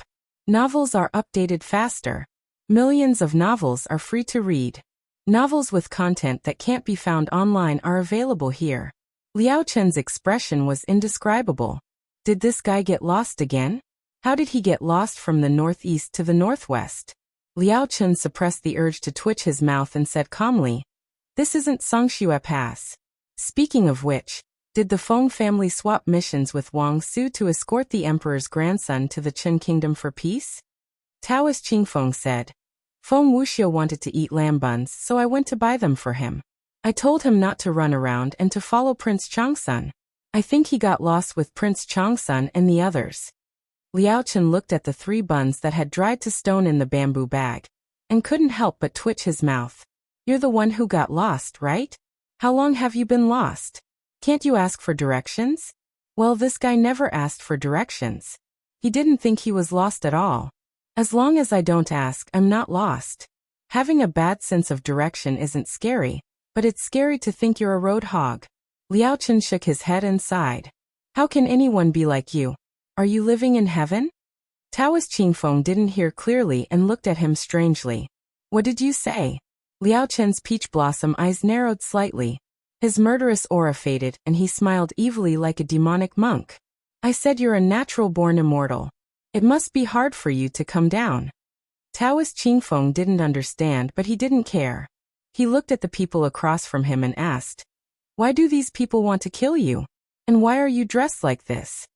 Liao Chen said lightly, "When 2 countries are at war, I'll fight. They're the Jin army." "Jin army?" Taoist Qingfeng paused and said seriously, Okay, I'll kill them first. Then I'll take your life myself. Liao Chen smiled. Okay. The two seemed to have talked a lot, but in reality, not much time had passed. The 5 swordsmen of the sword hut had been observing their breath and internal energy to determine their martial arts and weaknesses.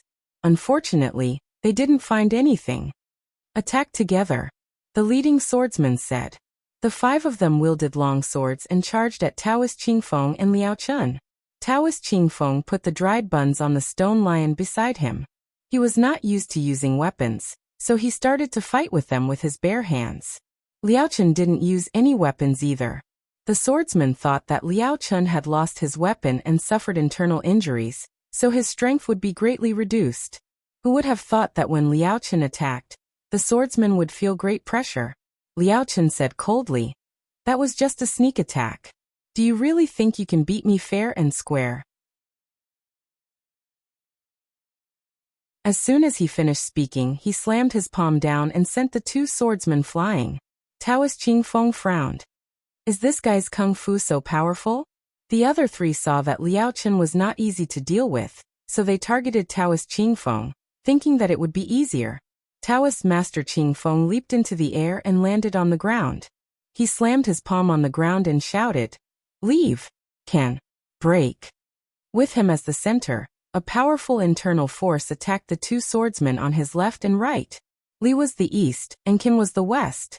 The 2 swordsmen had unknowingly walked into his formation. It was almost the same situation as 5th Master Han and Gu Changqing. The difference was that the selection of the Black Wind Cavalry's commander was a competition, so he didn't kill them. This time, he was using his true strength. The 2 swordsmen were sent crashing into the pillars on both sides. The pillars collapsed, and the 2 swordsmen fell heavily to the ground. Even their weapons flew to the side. Cultivators did not kill, but he was a citizen of the Yin Kingdom first, and then a Taoist of Baiyun Temple. Everyone was responsible for the rise and fall of the country. Close. Open. Break. Taoist Master Qingfeng slammed his palm down again. Liao Chen's expression changed, and he leaped onto the roof. The other 2 swordsmen were not so lucky. They were hit by Taoist Master Qingfeng again, and their dantians were destroyed. They died on the spot. Liao Chen jumped lightly and landed steadily in front of Taoist Master Qingfeng. He said with a faint smile, "Taoist Master Qingfeng, your strength is very surprising." Taoist Master Qingfeng said expressionlessly, "When I kill you, I'll be even more surprised." Then he slammed his palm in Liao Chen's direction. Liao Chen's eyes flashed. He raised his fist and punched in Taoist Master Qingfeng's direction. Their fists and palms passed each other in the air, hitting the sneak attackers behind each other at the same time. They were the 2 swordsmen who had been sent flying by Liao Chen. Now that they were hit again, no matter how strong they were, they couldn't take it anymore. Their legs gave way and they died. Taoist Master Qingfeng looked coldly at Liao Chen. Before he could finish, Liao Chen suddenly stepped forward. His left arm touched Taoist Master Qingfeng's waist, and he pushed Taoist Master Qingfeng behind him. His other palm slammed into the last swordsman's chest. Now 5 swordsmen were dead. On the tower, Yu Liuyi stomped her feet in exasperation. Useless. You can't even defeat a Taoist and Xianyuanzi. What's the use of having you? I told you to send your sword hut's protectors over. What are these disciples trying to do? These people weren't ordinary disciples. They were the most talented swordsmen in the sword hut. Otherwise, they wouldn't have been called to Puqing by Elder Lu. They could only blame Liao Chen and Taoist Master Qingfeng for being too strong. After Liao Chen killed the last person, he immediately let go of someone's waist and used his Qinggong to leap onto the roof. Taoist Master Qingfeng frowned. You want to escape? Liao Chen curled his lips and said lightly, I'll go kill someone first. After I'm done, I'll deal with you and me. By the way, I'll leave that child to you. With that, he pointed at the alley and disappeared in a flash. Taoist Master Qingfeng looked at the child in the alley who was too scared to cry. He frowned, but in the end he didn't chase after Liao Chen. He walked over and took the child's small hand. Outside the city gate, the Black Wind Cavalry and Shadow Division were fighting fiercely with the House of Han's Black Storm Cavalry. Fifth grandfather Han was helped to the side by his servants. He sat on the cold ground with his back against the city wall. He watched the house of Han's Black Storm cavalry fall one by one. Suddenly he felt powerless. Had all his years of perseverance been a mistake? Had all his efforts been wasted? Why couldn't they defeat the Black Wind cavalry even though they were stronger? The house of Han's warhorses were stronger than the Black Wind cavalry. Their tolerance for pain was also much higher.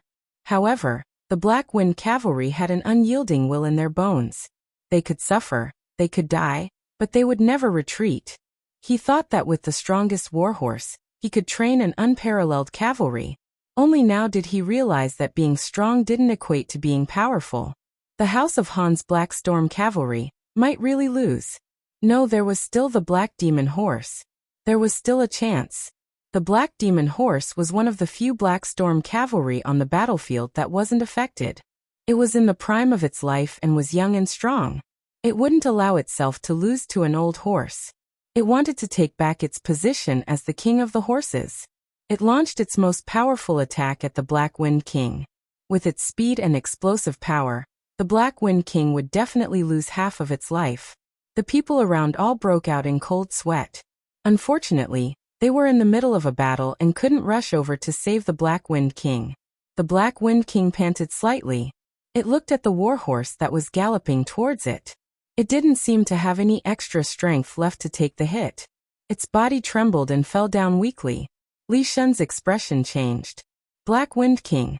The Black Demon horse stepped over the Black Wind King and returned to its original position proudly and excitedly. It had defeated the old horse. It was the true king of warhorses. It raised its front hooves and declared its absolute dominance. At that moment, the Black Wind King, who had fallen to the ground, suddenly jumped up and bit the Black Demon horse's neck. The Black Demon horse howled in pain. It began to struggle with all its might, trying to shake off the Black Wind King. Unfortunately, the Black Wind King didn't let it go. It could only surrender or die. The Black Demon horse finally used up its last bit of strength. It whimpered and knelt before the Black Wind King. Fifth Master Han closed his eyes in pain. The House of Han. They had lost. Han Yi was no match for Gu Jiao, so he called the Han family's death warriors to besiege her. Gu Jiao didn't hesitate at all, killing one person with a single spear strike.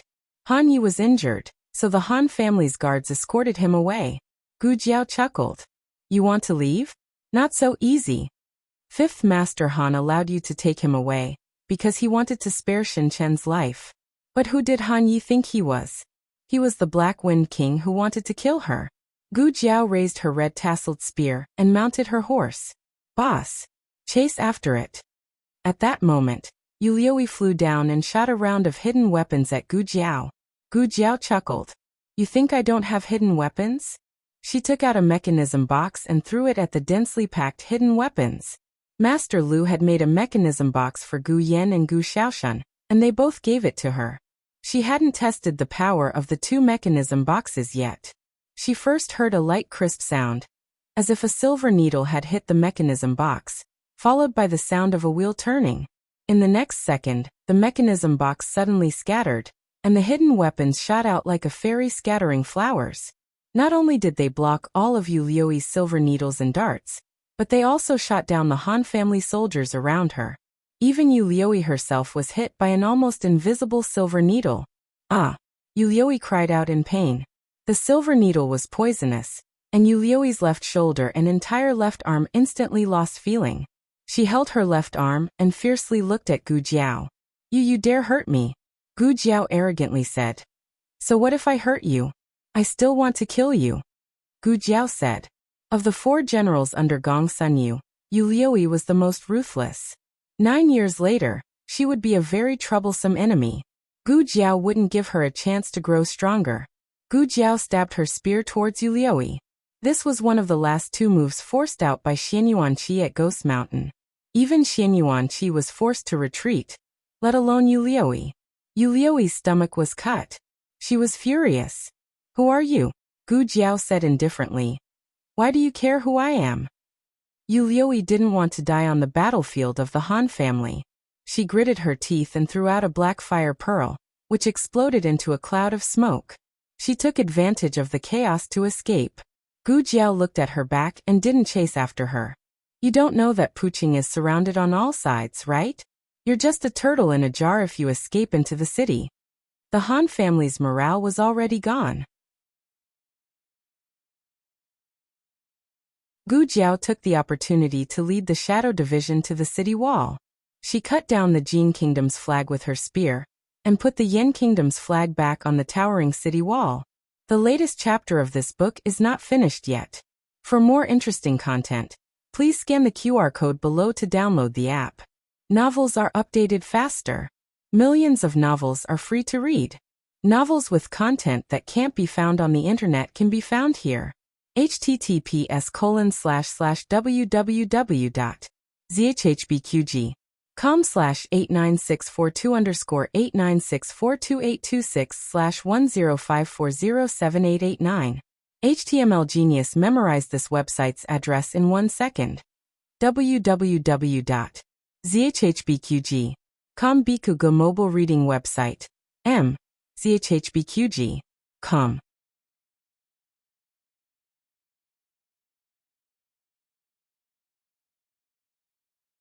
Chapter 872.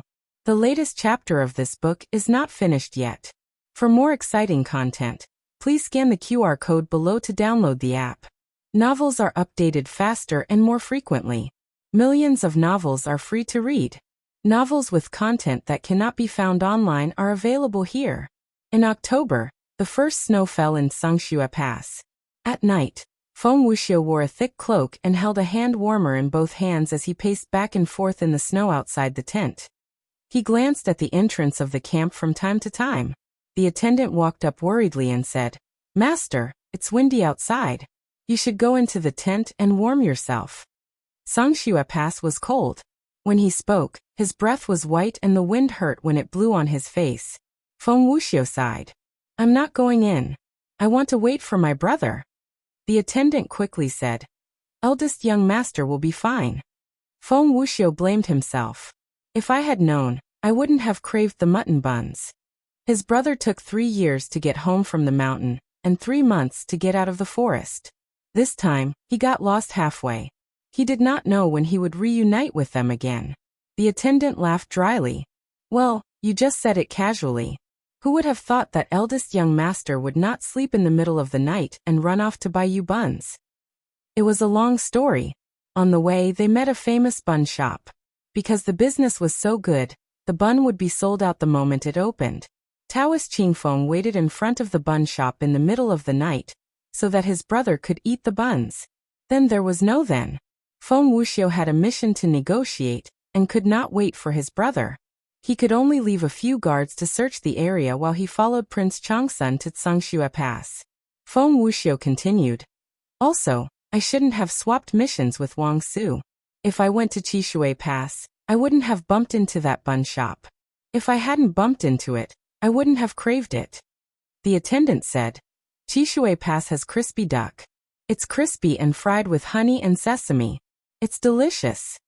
Feng Wuxiu swallowed his saliva. "What flavor?" The attendant was speechless. In another tent, a handsome man wearing a silver fox cloak sat in front of a small table. He picked up a pen with his slender fingers and dipped it in ink to write a letter. 2 muffled groans came from outside, and the air was filled with the warm smell of blood. Not long after, Long Yi carried his long sword, which was wiped clean with ice and snow, and entered the tent. "It's the 13th wave, right?"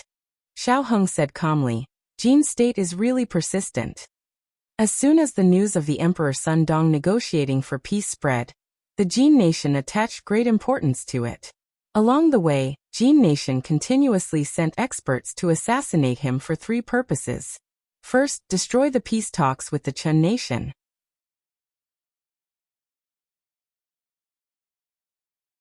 Secondly, he could use the death of the emperor's grandson to suppress the morale of the Yen army. Third, cut off the possibility of using the state of Chen to deal with the state of Zhao. Long Yi sat cross-legged beside him. Xiao Heng turned his head and brushed the snowflakes off his shoulders. Long Yi was very quiet. He didn't make any noise and allowed his little master to approach him. There were not many people who could get so close to the Sky Splitter. The memory related to Heaven Splitter seemed to be gradually awakening, and the expression of Long Yi and his aura were also undergoing subtle changes. Xiao Heng felt as if he was losing Long Yi, but he didn't stop Long Yi from recovering his memories. He asked, Long Yi, the letter I asked you to deliver to the Qin Nation's military camp, did you deliver it to that person? Long Yi nodded. Although he still couldn't speak, Long Yi was no longer unable to communicate with others like before. Xiao Heng smiled with relief. Long Yi, it's time to learn how to read. The sky was just beginning to brighten. Outside the Blue Snow Pass, the Yan army had set up a temporary tent in an open space at the border. To express his sincerity, Xiao Heng had been waiting in the tent for a long time. The time written on the letter he asked Long Yi to deliver was 7:15 in the morning. However, the appointed person didn't arrive until 7:15 in the morning. The other party was wearing a purple mink cloak.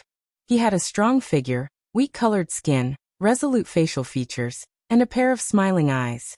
He was the former hostage of the Zhao nation, Yuan Tang. Now he was the crown prince of the Chen nation. Yuan Tang entered the tent with a smile. He took off his cloak and threw it to the accompanying eunuch. Looking at Xiao Lulang, he said, "Oh, I was wondering who it was. It turns out to be Lord Xiao. Long time no see. I trust you have been well since we last met." Xiao Heng had already stated his identity on the letter. Xiao Heng raised his hand and motioned for him to sit down. Yuan Tang sat down opposite Xiao Heng and calmly narrowed his eyes. "Xiao Lulang, what's going on? Aren't you from the Zhao nation? Why did you go to the Yan nation as an envoy? I heard that the eldest grandson of the Yan nation wants to negotiate with the Chen nation. Why don't I see him?" In the tent, other than the two of them, there were also Long Yi, a eunuch, and 2 men of sacrifice from the Chen nation. Xiao Heng calmly said, "I am the eldest grandson of the great Yan nation." Yuan Tang was stunned. The eunuch beside Xiao Heng poured tea for Yuan Tang. Yuan Tang raised his hand and motioned for him to withdraw. The eunuch bowed and retreated behind Xiao Heng. Yuan Tang stared at Xiao Heng without blinking and sized him up from top to bottom for a long time. "Xiao Lulang, are you playing with me?" "You are clearly," Xiao Heng calmly said. "My name is Xiao Heng. Xiao Lulang is my temporary identity. My father is the Marquis Xianping of the Zhao nation. My mother is the Princess of Xinyang. My birth mother is the Crown Princess of Great Yan." Yuan Tang opened his mouth wide. The amount of information was too much for him to digest. Horizontal was a knife. Vertical was also a knife. Either way, he would be shocked. It was better to shock him all at once. Xiao Heng didn't hesitate and continued. "Jiao Jiao has already been adopted by the Duke of Anghua of Great Yan. She is the future successor of the Duke of Anghua. She is also the newly appointed commander of Black Wind Cavalry. This time, she will follow the Crown Princess to battle. If you must fight, then fight with us. Jiao Jiao said that you once owed her a favor. She wrote you a personal letter." As Xiao Heng spoke, he took out a letter from his wide sleeve and placed it on the small table in front of the two. Yuan Tang was about to reach out to take it, but Xiao Heng pressed his hand down on the letter. Yuan Tang looked at Xiao Heng in confusion. Xiao Heng said seriously, "I came to talk to you, not because I have this letter. You can still owe Jiao Jiao a favor. I came to make a deal with you." "Oh." Yuan Tang smiled and slowly withdrew his hand. "What kind of deal do you want to make with this prince? This prince will say the ugly words in advance. This prince doesn't believe a single word you said just now. You are Xiao Lulang, not the grandson of Great Yan's emperor." Xiao Heng nodded. "Very well. I'm not making a deal with you as the grandson of Great Yan's emperor." Yuan Tang had been shocked again and again today. He had no idea what Xiao Lulang was planning. He sneered and said, "Don't tell me you want your loyalists to capture me and use me as a hostage to blackmail the Qin kingdom?" Xiao Heng said, "There are too many people in the Qin kingdom's imperial court who want you dead. If I really capture you, they would be more than happy to see you die in my hands. Why would they be blackmailed by me?" Yuan Tang's smile froze. "Your position as the crown prince is not stable. When your uncle Rong Yao helped Prince Bo plot a rebellion, It was you who personally brought an imperial edict to arrest him. Although he died at the hands of Prince Bo, didn't he also die at your hands? The Roan clan has long been in harmony with you. Forgive me for being blunt, but the one who is truly suffering from internal and external troubles is you. Yuan Tang said. That's why I have to win this war and get enough wealth from the Yan Kingdom. Xiaoheng asked. Do you really think you have extra energy to deal with the Yan Kingdom? Yuan Tang looked at him strangely. What do you mean? Xiaoheng sighed regretfully. The army of Zhao Kingdom has arrived at the western border of the Qin Kingdom. If we and Zhao Kingdom start a war against the Qin Kingdom at the same time, I don't know if the Qin Kingdom can withstand it. When I say we, I mean Zhao Kingdom, Yan Kingdom, and Zhao Kingdom. Yuan Tang frowned. You, Xiaoheng said calmly. If you don't believe me, you can go back and wait. I promise you, in less than 3 days, the news of the Zhao Kingdom's army arriving at the city will be delivered to you by your spies. Yuan Tang clenched his fingers and said coldly, Zhao Kingdom won't help you. Besides, Zhao Kingdom didn't have the guts to do so. Xiaoheng smiled faintly. It's a long journey for Zhao Kingdom to attack the Yan Kingdom. The loss outweighs the gain. How can it be faster than directly dividing your neighboring kingdom? Besides, Zhao Kingdom already believes that Zhao Kingdom and the Yan Kingdom will send troops to attack the Qin Kingdom. So, you don't have to worry that they don't have the guts to take a share of the loot. Yuan Tang said sarcastically. How can they believe that? Xiaoheng said calmly. Young Master Gu family army of Zhao Kingdom and Mr. Meng, the chess saint of 6 kingdoms, have already sneaked into Zhao Kingdom. I think these 2 people are enough to gain the trust of Zhao Kingdom. When Yuan Tang heard this, he couldn't keep calm anymore. You, don't go too far. Do you think I'm afraid of you? Xiaoheng sighed. Actually, it doesn't matter whether I'm the eldest grandson of the emperor or not. What matters is that I can prevent the Qin Kingdom from being attacked by the other 3 kingdoms. Make your choice, Prince of Qin Kingdom. Yuan Tang slapped the table. Xiao Lulang, you're looting a burning house. Does Jiao Jiao know that you're so despicable? Xiaoheng didn't even lift his eyelids. You'd better think about how to deal with the attack of the other 3 kingdoms. As he spoke, he stood up slowly and walked out of the tent. When he was at the door, he stopped, as if he suddenly thought of something, and said pleasantly, But if you're willing to cooperate with me, I can guarantee that I'll share the Jin Kingdom with you. Jin Kingdom? Yuan Tang was stunned again. Let Yuan Tang fall into a desperate situation first, and then draw a big picture for Yuan Tang. No one could withstand it. And as long as Yuan Tang agreed to join the Yan Kingdom, it would be much easier to deal with the Zhao Kingdom. Your Majesty of the Zhao Kingdom, if you're not willing to accept the negotiation, then the Yan Kingdom, the Zhao Kingdom, and the Qin Kingdom can only declare war on you. The Qin Kingdom won't help you. The Yan Kingdom can't even take care of itself. How can they fight us? This is a letter from the Prince of the Qin Kingdom. He has agreed to form an alliance with the Yan Kingdom. As for the Yan Kingdom, Xuyang City has sent news of victory, and the Liang Kingdom has surrendered, taking down the Zhao Kingdom and the Qin Kingdom without losing a single soldier. This is called subduing the enemy's troops without fighting. Digression, it's the last day of the month. Little cuties, hurry up and vote. The latest chapter of this book is not finished yet. For more exciting content, please scan the QR code below to download the app. The novel is more complete and updated faster. Millions of novels are free to read. There are novels with connotations that can't be found on the internet here. https://www.zhbqg.com/89642_896428226/1054068809. HTML Genius memorized the website address in a second. www.zhbqg.com Bikugo mobile version reading website. zhbqg.com. You're tuning in to the Earbook Haven YouTube channel. Don't forget to subscribe and join us on this journey to catch the most captivating stories.